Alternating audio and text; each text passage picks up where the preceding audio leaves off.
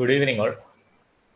അപ്പോൾ ഇന്നത്തെ സെഷനിൽ നമ്മൾ ഡിസ്കസ് ചെയ്യുന്നത് ഫ്യൂൽസ് ആൻഡ് കമ്പസ്റ്റൻ എന്ന് പറയുന്ന ഭാഗമാണ്. അതായത് അതിൻ്റെ ഫ്യൂവൽസ് അതുപോലെ കമ്പസ്റ്റൻ എഞ്ചിനകത്ത് എങ്ങനെയാണ് ഫ്യൂവൽ ബേൺ ചെയ്യപ്പെടുന്നത് എന്നുള്ളതിൻ്റെ ബേസിക് ആയിട്ടുള്ള കുറച്ച് ഡീറ്റെയിൽസ് ആണ് നമ്മൾ ഇന്നത്തെ സെഷനിൽ ഡിസ്കസ് ചെയ്യാൻ പോകുന്നത്. ഇത് എക്സാം പോയിന്റ് ഓഫ് വ്യൂവിൽ ഉറപ്പായിട്ടും ഇതിൽ നിന്ന് ക്വസ്റ്റ്യൻസ് ചോദിക്കുന്നതാണ്. ഫ്യൂവൽസിനെ ബേസ് ചെയ്തായാലും ശരി, അതുപോലെ തന്നെ കമ്പസ്റ്റനെ ബേസ് ചെയ്താലും ശരി. ഈ ഒരു ഭാഗത്ത് നിന്നാണ് നോക്കിങ്ങിനെയൊക്കെ അടിസ്ഥാനപ്പെടുത്തിയുള്ള ക്വസ്റ്റ്യൻസ് സാധാരണഗതിയിൽ വരുന്നത്. പിന്നെ അതുപോലെ തന്നെ ഫ്യൂവൽസുമായിട്ട് ബന്ധപ്പെട്ട് ബേസിക്കലി ചോദിക്കുന്ന ക്വസ്റ്റ്യൻസ് എന്ന് പറഞ്ഞാൽ ഓരോ കോമ്പോസിഷൻസ്. ഇപ്പോൾ ഒരു ഉദാഹരണത്തിന് CNG കോമ്പോസിഷൻ എങ്ങനെയാണ്, ഫ്യൂവൽ എത്രമാത്രമാണ്, അതിനകത്തുള്ള ഓരോ കമ്പോണൻസ് അല്ലെങ്കിൽ ഓരോ കോമ്പൗണ്ട്സിൻ്റെയും അളവ് എത്രമാത്രമാണ് മുതലായ ഡീറ്റെയിൽസ് ആണ് ഈ ഒരു ഭാഗത്ത്, അതായത് ഫ്യൂവൽസ് അല്ലെങ്കിൽ അതിൻ്റെ കമ്പസ്റ്റനുമായിട്ട് ബന്ധപ്പെട്ടുള്ള ക്വസ്റ്റ്യൻസ് നമുക്ക് പ്രതീക്ഷിക്കാൻ സാധിക്കുന്നത്.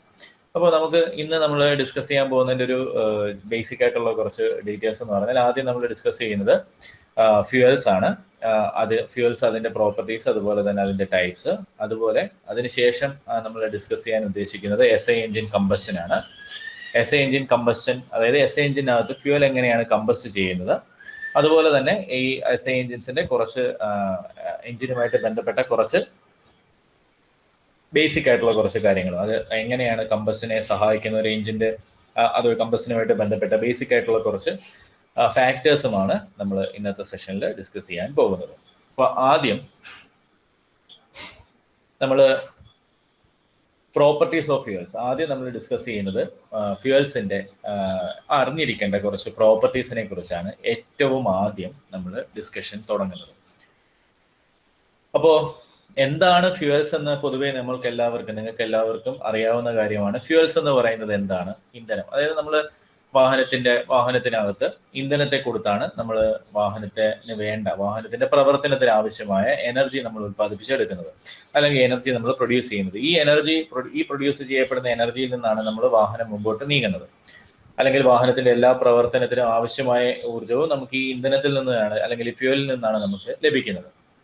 അപ്പോൾ ഈ ഫ്യൂവൽസിന് നമ്മൾ സാധാരണഗതിയിൽ ഏതൊരു ഫ്യൂവലും എടുത്ത് നമുക്കൊരു എഞ്ചിൻ, ഇപ്പൊ പെട്രോൾ എഞ്ചിനകത്ത് നമുക്ക് ഡീസൽ ഉപയോഗിക്കാൻ സാധിക്കില്ല. പെട്രോൾ എഞ്ചിനകത്ത് ഡീസൽ ഉപയോഗിച്ച് കഴിഞ്ഞാൽ എഞ്ചിൻ കൃത്യമായി പ്രവർത്തിക്കത്തില്ല, എഞ്ചിന് കംപ്ലൈന്റ് ഉണ്ടാവാൻ സാധ്യത ഉണ്ടെന്നല്ല, എഞ്ചിൻ കംപ്ലൈന്റ് ആകും അല്ലെങ്കിൽ ഡാമേജ് ആയി പോകും.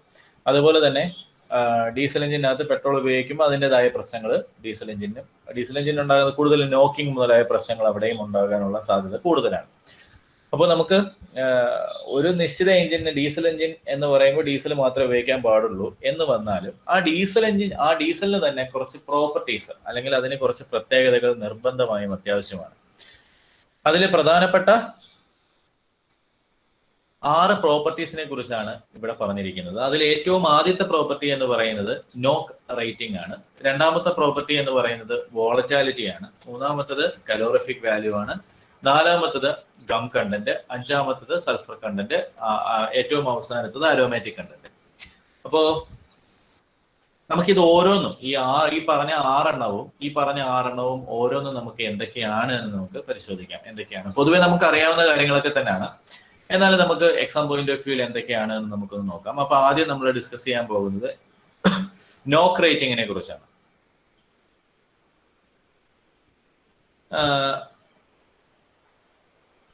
നോക്ക് റേറ്റിംഗ് എന്ന് പറയുമ്പോൾ നമ്മൾ സാധാരണഗതിയിൽ വാഹനത്തിനകത്ത് നിന്ന് നമുക്കറിയാം, നോക്കിംഗ് എന്നൊക്കെ നമ്മൾ സാധാരണഗതിയിൽ കേൾക്കാറുണ്ട്, അല്ലെങ്കിൽ ഡെട്ടണേഷൻ. അപ്പൊ SI എഞ്ചിൻസിന്റെ കേസിൽ നമ്മൾ ഡെട്ടണേഷൻ എന്ന് പറയും, ഡീസൽ എഞ്ചിൻ ആകുമ്പോൾ അതിന് നോക്കിംഗ് എന്ന് പറയും. അപ്പൊ ഇതിൽ നമ്മൾ വ്യത്യാസങ്ങളും ഉണ്ട്. അപ്പൊ ഈ നോക്കിങ് അല്ലെങ്കിൽ നോക്ക് റേറ്റിംഗ് എന്താണ് എന്ന് നമ്മൾ അറിഞ്ഞിരിക്കണം. അതായത് ഒരു ഇന്ധനം നമ്മളൊരു വാഹനത്തിനകത്തെ എഞ്ചിനകത്തേക്ക് ഉപയോഗിക്കുന്ന സമയത്ത് അത് അൺകൺട്രോൾ ആയിട്ട് ഒരിക്കലും അത് കത്താൻ പാടില്ല. അങ്ങനെ കത്തിക്കഴിഞ്ഞാൽ സ്വാഭാവികമായിട്ട് എഞ്ചിനിൽ നിന്ന് നമുക്കൊരു റിംഗിങ് സൗണ്ട് കേൾക്കാനായിട്ട് സാധിക്കും. ഈ റിംഗിങ് സൗണ്ടിനെയാണ് നമ്മൾ നോക്കിംഗ് എന്ന് പറയുന്നത്. അപ്പോൾ നോക്കിങ് സ്വാഭാവികമായും നോക്ക് റേറ്റിംഗ്, ഒരു ഫ്യൂവലിന്റെ നോക്ക് റേറ്റിംഗ് എന്ന് പറയുന്നത് അതിന് ഉതകുന്ന രീതിയിൽ തന്നെ ആയിരിക്കണം. അപ്പൊ നമുക്ക് കംപ്രഷൻ റേഷ്യോ ഉയരുന്നതിനനുസരിച്ച് നോക്ക് റേറ്റിംഗ് അത്യാവശ്യം ഉയർന്ന ആന്റി നോക്ക് വാല്യൂ ഉള്ള ഫ്യൂവൽ ആയിരിക്കണം നമ്മൾ ഉപയോഗിക്കേണ്ടതായിട്ട് വരുന്നത്.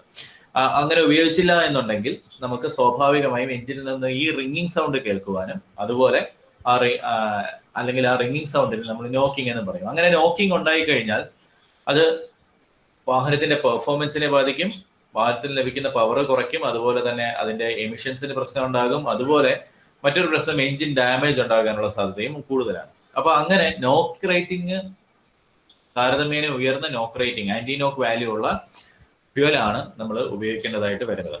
അപ്പോൾ ഇനി ഇങ്ങനെ നോക്ക് റേറ്റിംഗ് കൂടുന്നതിന് വേണ്ടി നമ്മൾ ആന്റി നോക്കിംഗ് ഏജൻസ് നമ്മൾ ഫ്യൂവലിനകത്തേക്ക് ആഡ് ചെയ്ത് കൊടുക്കുകയാണ് സാധാരണഗതിയിൽ ചെയ്യുന്നത്. ഇനി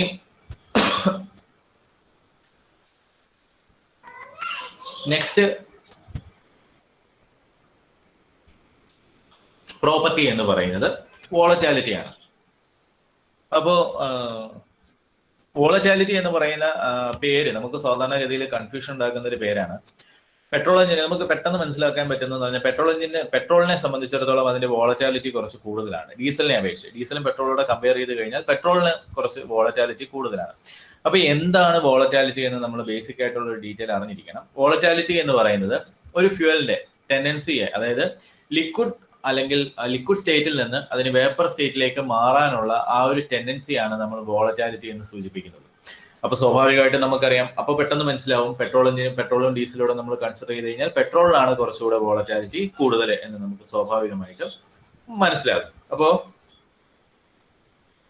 ഈ വോളറ്റാലിറ്റിക്ക് തന്നെ നമുക്കൊരു പരിധിയുണ്ട്. ഒരുപാട് വോളറ്റാലിറ്റി ആയാലും പ്രശ്നമാണ്, എന്നാൽ വോളറ്റാലിറ്റി ഒരുപാട് കുറഞ്ഞു നിന്നാലും പ്രശ്നമാണ്.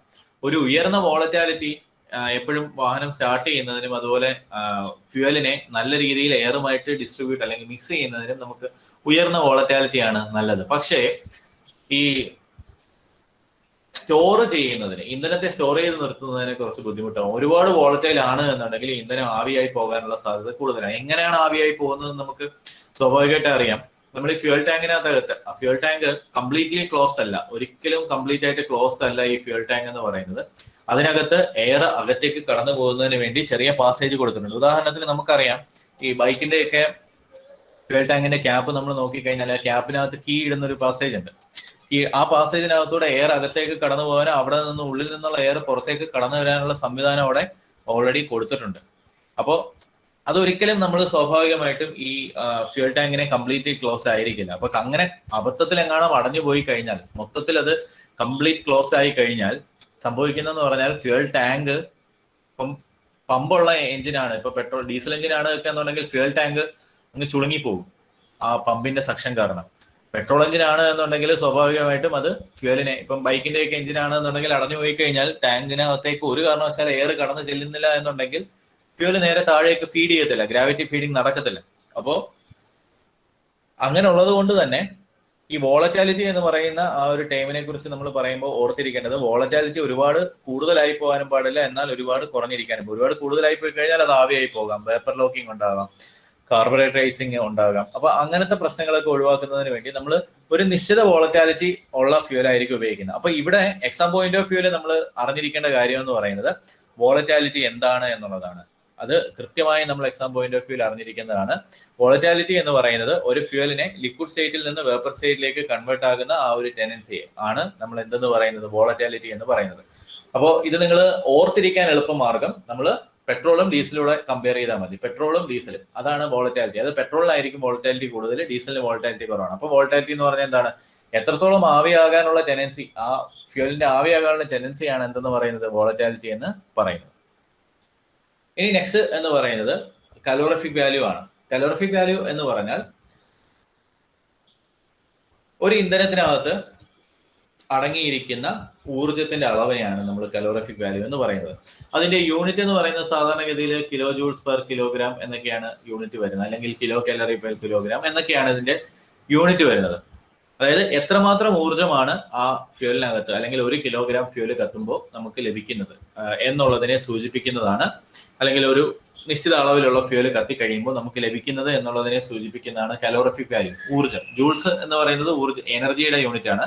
അപ്പൊ എത്രമാത്രം എനർജിയാണ് നമുക്ക് ലഭിക്കുന്നത് എന്നുള്ളതാണ് നമുക്കവിടെ ഈ കലോറിഫിക് വാല്യൂ കൊണ്ട് സൂചിപ്പിക്കുന്നത്.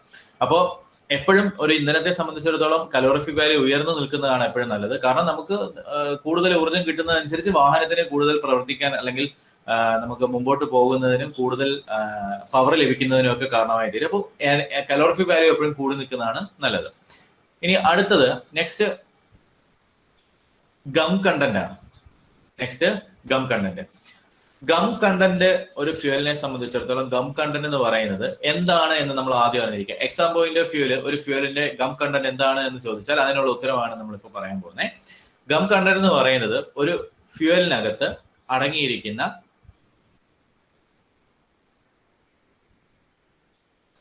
ഇവാപറേറ്റ് ചെയ്യാൻ പറ്റാത്ത ഡിസ്റ്റിലേറ്റുകളെയാണ്. അതായത് അതിന് പെട്ടെന്ന് ഇപ്പൊ നമ്മൾ സാധാരണ ഫ്യൂവല് ഇവാപറേറ്റ് ചെയ്യും. അപ്പൊ ഇവാപറേറ്റ് ചെയ്യുന്ന, അതായത് ഇന്ധനമാണ് ഇവാപറേറ്റ് ചെയ്യുന്നത്. പക്ഷെ അതിനകത്തെ ആ ഇന്ധനം മൊത്തത്തിൽ ഇവാപറേറ്റ് ചെയ്യണമെന്ന് നിർബന്ധമില്ല. അതായത് അതിനകത്ത് ചിലപ്പോൾ ആവിയാകാത്ത ഘടകങ്ങളും ഉണ്ടാവും. അങ്ങനെ ആവിയാവാത്ത ഘടകങ്ങളെയാണ് നമ്മൾ എന്തെന്ന് പറയുന്നത്, ഗം കണ്ടന്റ് എന്ന് പറയുന്നത്. അത് ശരിക്കും പറഞ്ഞാൽ ഒരു റെസിഡ്യൂ ആണ്. അത് ഒരു റെസിഡ്യൂ ആയിട്ടാണ് അത് ഉണ്ടാകുന്നത്.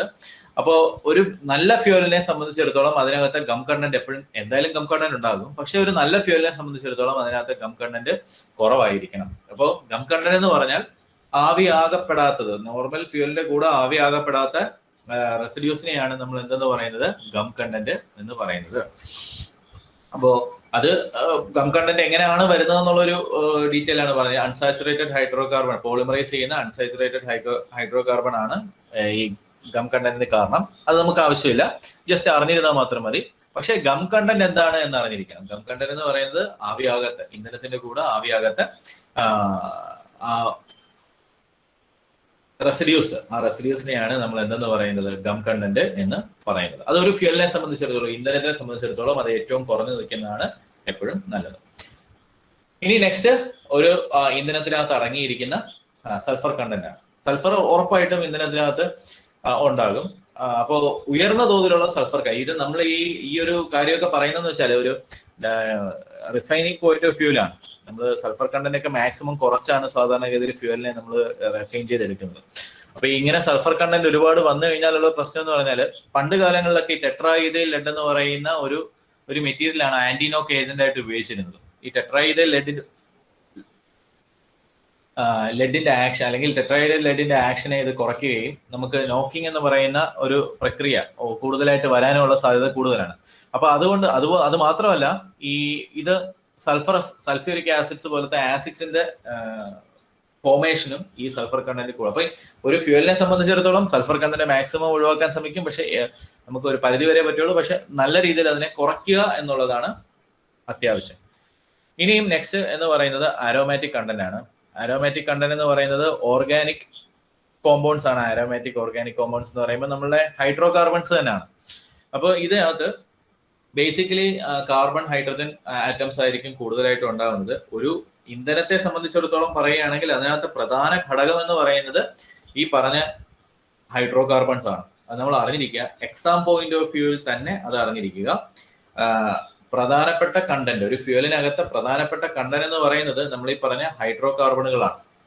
അതിനകത്തെ ഈ ഹൈഡ്രോ കാർബൺസ് ആണ് ഫ്യൂവലിനകത്തെ പ്രധാനപ്പെട്ട കണ്ടന്റ്സ് എന്ന് പറയുന്നത്. ഇതിന് ഈ ആരോമാറ്റിക് എന്ന് പറയുന്ന പേര് അതിന് കൊടുക്കുന്നതിനുള്ള കാരണം എന്ന് പറഞ്ഞാൽ അത് സൈക്ലിക് കോമ്പൗണ്ടുകളായിരിക്കും. ഈ സൈക്ലിക് രീതികളിലായിരിക്കും ഇതിന്റെ അറേഞ്ച്മെന്റ് വരുന്നത്. അത്രയും നമുക്ക് ഇടത്തിൽ ആവശ്യമില്ല. അപ്പൊ ഈ ഹൈഡ്രോ കാർബൺസ് ആയിരിക്കും ഇതിനകത്ത് പ്രധാനപ്പെട്ട കണ്ടന്റ്സ് എന്ന് പറയുന്നത്. അപ്പൊ ഈ ഹൈഡ്രോ കാർബൺസിന് ആന്റിനോക്ക് റേറ്റിംഗ് കൂടുതലാണ്. പക്ഷെ അതിനുള്ള ഒരു പ്രശ്നം എന്ന് പറയുന്നത് ഈ ഹൈഡ്രോ കാർബൺസിന് ഒരു കൊറോസീവ് ആക്ഷൻ ഉണ്ട്. അപ്പോൾ അങ്ങനെ കൊറോസീവ് ആക്ഷൻ എന്ന് പറയുന്നത് ഇതിനുള്ളത് കൊണ്ട് തന്നെ ഒരു സർട്ടൺ ലിമിറ്റിൽ കൂടുതൽ ഹൈഡ്രോ കാർബൺസ് നമുക്ക് വെൽക്കംഡ് അല്ല ഫ്യൂവലിനകത്ത്. നമുക്ക് അത് സ്യൂട്ടബിൾ അല്ല എന്നുള്ളതാണ്. അപ്പോൾ നമ്മളിപ്പം ഡിസ്കസ് ചെയ്തത് പ്രോപ്പർട്ടീസ് ആണ്, ഫ്യൂവലിന് വേണ്ട പ്രോപ്പർട്ടീസ്. അപ്പോൾ അതിനകത്തെ പ്രോപ്പർട്ടീസ് എന്ന് ഉദ്ദേശിക്കുമ്പോൾ പ്രധാനമായിട്ടും അതിന്റെ ബേസിക് ആയിട്ട് വരുന്ന കണ്ടന്റ്സും പിന്നെ അതുപോലെ തന്നെ ഫ്യൂവലിന് ബേസിക്കലി ഉണ്ടായിരിക്കേണ്ട കുറച്ച് പ്രോപ്പർട്ടീസ് ആയ കലോറിഫിക് വാല്യൂ, അതുപോലെ തന്നെ വോളറ്റാലിറ്റി, ആന്റിനോക്ക് റേറ്റിംഗ് മുതലായവയാണ് നമ്മൾ ഡിസ്കസ് ചെയ്തത്. ഇനിയും നമ്മൾ പോകുന്നത് ഫ്യൂവൽസ്, ഏതൊക്കെ തരത്തിലുള്ള ഫ്യൂവൽസ് ആണ് ഉള്ളത് എന്നുള്ളത്. നമ്മൾ സാധാരണഗതിയിൽ ഇപ്പോൾ നിലവിൽ വാഹനത്തിൽ ഉപയോഗിക്കുന്ന ഫ്യൂവൽസിനെ കുറിച്ചാണ് നമ്മൾ ഡിസ്കസ് ചെയ്യുന്നത്. എക്സ്റ്റേണൽ കമ്പഷൻ എഞ്ചിൻ അതിനകത്ത് ഇൻക്ലൂഡ് ചെയ്ത്, അല്ലെങ്കിൽ ഇന്റേണൽ കമ്പഷൻ എഞ്ചിൻസിനകത്ത് ഉപയോഗിക്കുന്ന ഫ്യൂവൽസ് ആണ് നമ്മൾ പ്രധാനമായിട്ടും ഡിസ്കസ് ചെയ്യുന്നത്. അപ്പോൾ ടൈപ്സ് ഓഫ് ഫ്യൂവൽസ് എന്ന് പറയുമ്പോൾ രണ്ട് തരത്തിലുള്ള ഫ്യൂവലുകളാണ് നിലവിൽ നമ്മൾ വാഹനങ്ങളിൽ ഉപയോഗിക്കുന്നത്. നിങ്ങൾക്ക് എല്ലാവർക്കും അറിയാവുന്നത് തന്നെയാണ്. രണ്ട് തരത്തിലുള്ള ഫ്യൂവലുകളാണ് ഉപയോഗിക്കുന്നത്. ഒന്ന് കൺവെൻഷണൽ ആയിട്ട് ഉപയോഗിക്കുന്ന ഫ്യൂവൽ, രണ്ടാമത്തത് ഓൾട്ടർനേറ്റ് ഫ്യൂവൽസ്. ഈ കൺവെൻഷണൽ ഫ്യൂവലിന്റെ കാറ്റഗറിയിൽ വരുന്നതാണ്. അതായത് നമ്മൾ കൺവെൻഷണൽ ഉദ്ദേശിക്കുമ്പോൾ പൊതുവെ ഉപയോഗിക്കുന്ന ഫ്യൂവൽ, സാധാരണഗതിയിൽ ഉപയോഗിക്കുന്ന ഫ്യൂവൽ എന്നാണ്. അപ്പൊ ഈ കൺവെൻഷണൽ ഫ്യൂവലിന്റെ കാറ്റഗറിയിൽ വരുന്നതാണ് പെട്രോളും ഡീസലും. അത് നിങ്ങൾ ഓർത്തിരിക്കുക. അത് നമുക്ക് ചോദിക്കാൻ സാധ്യതയുള്ളതാണ്. കൺവെൻഷണൽ ഫ്യൂവലുകൾ ഏതൊക്കെയാണ് ഇതിന്റെ കാറ്റഗറിയിൽ? കൺവെൻഷണൽ ഫ്യൂവൽ എന്ന് പറയുന്നത് പെട്രോളും ഡീസലും ആണ്. ഇനി കൺവെൻഷണൽ നോൺ കൺവെൻഷണൽ ഫ്യൂവൽസ് അല്ലെങ്കിൽ ഓൾട്ടർനേറ്റ് ഫ്യൂവൽസ് എന്ന് പറയുന്നത് കംപ്രസ്ഡ് നാച്ചുറൽ ഗ്യാസ്. ഇപ്പൊ നമ്മൾ സാധാരണ ഇപ്പോ CNG ഉപയോഗിച്ചുള്ള ഓട്ടോറിക്ഷാസ്, കാറുകൾ, അതുപോലെ തന്നെ ഡൽഹിയിലൊക്കെ ആണെന്നുണ്ടെങ്കിൽ പബ്ലിക് ട്രാൻസ്പോർട്ട് വെഹിക്കിൾസ് ഒക്കെ CNGയിലേക്ക് മാറിയിട്ടുണ്ട്. അപ്പൊ നമുക്ക് ഇവിടെയും KSRTC ബസ്സുകളൊക്കെ കംപ്രസ്ഡ് നാച്ചുറൽ ഗ്യാസിലേക്ക് മാറ്റുന്നതിന് വേണ്ടിയുള്ള സ്റ്റഡീസ് അല്ലെങ്കിൽ അതിന് വേണ്ടിയുള്ള നടപടിക്രമങ്ങളൊക്കെ നടന്നുകൊണ്ടിരിക്കുകയാണ്. അപ്പം ഓൾട്ടർനേറ്റീവ് ഉപയോഗിക്കുന്ന ഫ്യൂൽസ് ആണ് CNG, അല്ലെങ്കിൽ അടുത്തത് LNG, പിന്നീടുള്ള ആൽക്കഹോള്, ഇലക്ട്രിസിറ്റി ഇപ്പൊ നിങ്ങൾക്ക് അറിയായിരിക്കും. ഇപ്പൊ ഇലക്ട്രിസിറ്റിയുടെ ഇമ്പോർട്ടൻസ് എന്താണ്, ഇലക്ട്രിക് വാഹനങ്ങളുടെ കുറിച്ചുള്ള ചർച്ചയാണ് ഇപ്പോൾ നടന്നുകൊണ്ടിരിക്കുന്നത്. അപ്പൊ ഇലക്ട്രിക് വെഹിക്കിൾസ്, പിന്നെ അതുപോലെ തന്നെ ഏറ്റവും അവസാനം ബയോഫ്യൂൽസ്. അപ്പൊ ഇത്രയും ആണ് പ്രധാനപ്പെട്ട ഫ്യൂലുകൾ എന്ന് പറയുന്നത്. ഇതിനകത്ത് നമ്മൾ എന്താണ് അറിഞ്ഞിരിക്കേണ്ടത്, അല്ലെങ്കിൽ എന്താണ് ഇതിനകത്ത് പ്രധാനപ്പെട്ടതായി നമ്മൾ ശ്രദ്ധിക്കേണ്ട കാര്യം എന്ന് പറഞ്ഞാൽ, ഇതിനകത്ത് പ്രധാന ഘടകങ്ങൾ എന്താണ് എന്നാണ് നമ്മൾ അറിഞ്ഞിരിക്കേണ്ടത്. ഈ ഘടകങ്ങളാണ്, അല്ലെങ്കിൽ ഇതിനകത്ത് കോമ്പൗണ്ട്സ് ആണ് കൂടുതലും ചോദിക്കുന്നത്. എക്സാം പോയിന്റ് ഓഫ് വ്യൂവിൽ ചോദിക്കാനുള്ള സാധ്യത. പിന്നെ കലോറിഫിക് വാല്യൂ മുതലായ കാര്യങ്ങളാണ് ചോദിക്കുന്നത്. അപ്പൊ ഇനിയും കൺവെൻഷണൽ ഫ്യൂവൽസിന്റെ പ്രോപ്പർട്ടീസ് അടുത്തത് നമ്മൾ ഡിസ്കസ് ചെയ്യുന്നത്. ഈ ഫ്യൂവൽസിന്റെ തന്നെ അതിന്റെ പ്രോപ്പർട്ടീസിലാണ് നമ്മൾ ഡിസ്കസ് ചെയ്യുന്നത്. അപ്പൊ ആദ്യം ഞാൻ ഡിസ്കഷൻ എടുത്തിരിക്കുന്നത് കൺവെൻഷണൽ ഫ്യൂവൽസിലെ പെട്രോളിനെയാണ് ഡിസ്കസ് ചെയ്യാൻ പോകുന്നത്. ഈ പെട്രോളിന് എന്ന് പറയുന്നത് അതിന്റെ ബേസിക് മിക്സ്ചർ എന്ന് പറയുന്നത് ഹൈഡ്രോ കാർബൺസ് ആണ്. അതിലെ പ്രധാനപ്പെട്ട ഘടകങ്ങൾ എന്ന് പറയുന്നത് ഹൈഡ്രോ കാർബൺസ് ആണ്. ഓർത്തിരിക്കുക, എക്സാം പോയിന്റ് ഓഫ് വ്യൂവില് നമ്മൾ ഓർത്തിരിക്കേണ്ടതാണ്. HC ഹൈഡ്രോ കാർബൺസ് ആണ് പെട്രോളിന്റെ പ്രധാനപ്പെട്ട ഘടകം എന്ന് പറയുന്നത്. ഹൈഡ്രോ കാർബൺസ് ആണ്. ഇത് മാനുഫാക്ചർ ചെയ്യുന്നത് നമുക്കറിയാം, റിഫൈനിങ് അല്ലെങ്കിൽ ഡിസ്റ്റിലേഷൻ, പെട്രോളിയം പ്രോഡക്ട്സ് റിഫൈൻ ചെയ്ത് എടുക്കുന്നതാണ് നമ്മളുടെ ഈ പെട്രോൾ എന്ന് പറയുന്നത്. ഗ്യാസോലിൻ എന്ന മറ്റൊരു പേര് പറയുന്നത്. ഇതിന് ശരിക്കും പറഞ്ഞാൽ ഇതിനൊരു ഫിക്സഡ് കോമ്പോസിഷൻ ഉണ്ടാവത്തില്ല. നമുക്കത് റിഫൈനിങ് പ്രോസസ്സിനൊക്കെ അനുസരിച്ച് ചെറിയ ചെറിയ വ്യതിയാനങ്ങൾ നമുക്ക് ഉണ്ടാകാം.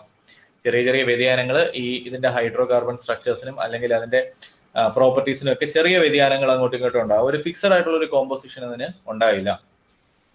അതിന്റെ കോൺസ്റ്റുവൻസ്, അതിനകത്ത് അടങ്ങിയിരിക്കുന്ന കോൺസ്റ്റുവൻസ് പ്രധാനമായിട്ടും അത് ഏത് ഒറിജിൻ, അതായത് എവിടെ നിന്നാണ് നമുക്ക് ഇതിന്റെ ക്രൂഡ് ലഭിക്കുന്നത് എന്നുള്ളതിനെ അടിസ്ഥാനപ്പെടുത്തി അതിന്റെ കോൺസ്റ്റുവൻസിന് വേറിയ വ്യത്യാസങ്ങൾ വരാം. ഇനി നമുക്ക് അപ്പൊ നിങ്ങൾ ചോദിക്കും, പെട്രോൾ അല്ലേ നമ്മൾ എല്ലാവർക്കും കിട്ടുന്നത്? അത് ശരിക്കും പറഞ്ഞാൽ അതിനൊരു റേഞ്ച് ഉണ്ട്. ഒരു റേഞ്ചിനകത്ത് ഉള്ള വാല്യൂസ് ആയിരിക്കാം ഈ പെട്രോളിന് വരേണ്ടത്. ഇപ്പൊ കലോറിഫിക് വാല്യൂ അല്ല എന്നുണ്ടെങ്കിൽ അതിനകത്ത് ഹൈഡ്രോ കാർബൺ കണ്ടൻസ് ഒക്കെ നിശ്ചിത ഇത്ര ഒരു അളവിനകത്ത് വേരി ചെയ്യപ്പെടാം. അതാണ് നമ്മൾ വാഹനത്തിനകത്തേക്ക് ഇന്ധനമായിട്ട് ഉപയോഗിക്കുന്നത്. ഇനി ഇതിന്റെ പ്രധാനപ്പെട്ട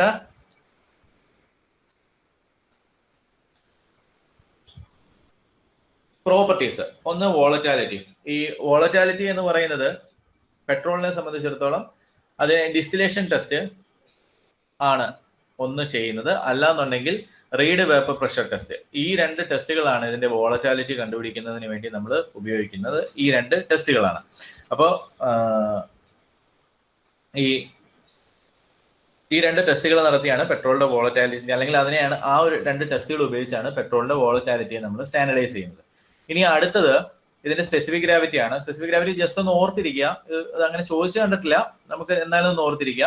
0.7 മുതൽ 0.78 വരെയാണ് നമുക്ക് സ്പെസിഫിക് ഗ്രാവിറ്റി വരുന്നത്. അപ്പൊ സ്പെസിഫിക് ഗ്രാവിറ്റി എന്താണെന്ന് ജസ്റ്റ് ഒന്ന് ഓർമ്മയിരിക്കുന്നത് നല്ലതാണ്. സ്പെസിഫിക് ഗ്രാവിറ്റി എന്ന് പറയുന്നത് ഒരു ഫ്ലൂയിഡിന്റെ ഡെൻസിറ്റിയും പിന്നെ നമ്മൾ റെഫറൻസ് എടുത്തിരിക്കുന്ന ഒരു ഫ്ലൂയിഡിന്റെ ഡെൻസിറ്റി, ഇത് തമ്മിലുള്ള റേഷ്യോ. അതായത് നമ്മളുടെ പെട്രോളിന്റെയും, ഇപ്പൊ ഇവിടുത്തെ കേസിൽ പെട്രോളിന്റെയും പിന്നെ നമ്മളുടെ റെഫറൻസ് ഫ്ലൂയിഡിന്റെയും ഡെൻസിറ്റി തമ്മിലുള്ള റേഷ്യോ ആണ് നമ്മൾ എന്തെന്ന് പറയുന്നത്, സ്പെസിഫിക് ഗ്രാവിറ്റി. ഇവിടുത്തെ കേസിൽ സ്പെസിഫിക് ഗ്രാവിറ്റി എന്ന് അല്ലെങ്കിൽ സ്പെസിഫിക് ഗ്രാവിറ്റി എന്ന് പറയുന്നത്. ഇനി നെക്സ്റ്റ് കലോറിഫിക് വാല്യൂ ആണ്. പെട്രോളിന്റെ കേസിൽ ഏകദേശം 45. ചോദിച്ചോളൂ. സാധാരണഗതിയിൽ നമ്മൾ വാട്ടർ അല്ല ഉപയോഗിക്കുന്നത്, സിമെന്റിന്റെ വാട്ടർ ആണ് ഉപയോഗിക്കുന്നത്. ഇവിടെ വാട്ടർ തന്നെയാണ് നമ്മൾ എടുക്കുന്നത് specific gravity. Okay. Next calorific value ആണ്. കലോറിഫിക് വാല്യൂവിന്റെ കേസിൽ അതെന്ന് പറയുന്നത് ഏകദേശം വരുന്നത് 45 മെഗാജൂൾസ് പെർ കിലോഗ്രാം ആണ്. അപ്പോൾ ഇത് ജസ്റ്റ് നിങ്ങളൊന്ന് നോട്ട് ചെയ്ത് വെക്കുക. സാധാരണഗതിയിൽ ഡീസലിനും പെട്രോളിനും തമ്മിൽ വലിയൊരു വേരിയേഷൻ വരത്തില്ല. 45 പോയിന്റ് എന്ന് പറയുന്ന ഒരു റേഞ്ചിൽ തന്നെയാണ് ഇതിന് വരുന്നത്. പിന്നെ എക്സാമിന് നിങ്ങൾക്ക് തരുമ്പോൾ ഇപ്പൊ പെട്രോളിന്റെ കേസിൽ ഇത് തന്നെ കൊടുക്കാം. ഡീസലിന്റെ കേസിൽ ചിലപ്പോൾ ചെറിയ വേരിയേഷൻ വരാം. ചിലപ്പോൾ 50 മെഗാജൂൾസ് പെർ കിലോഗ്രാം എന്ന് ചില ക്വസ്റ്റ്യൻസിൽ കണ്ടിട്ടുണ്ട്.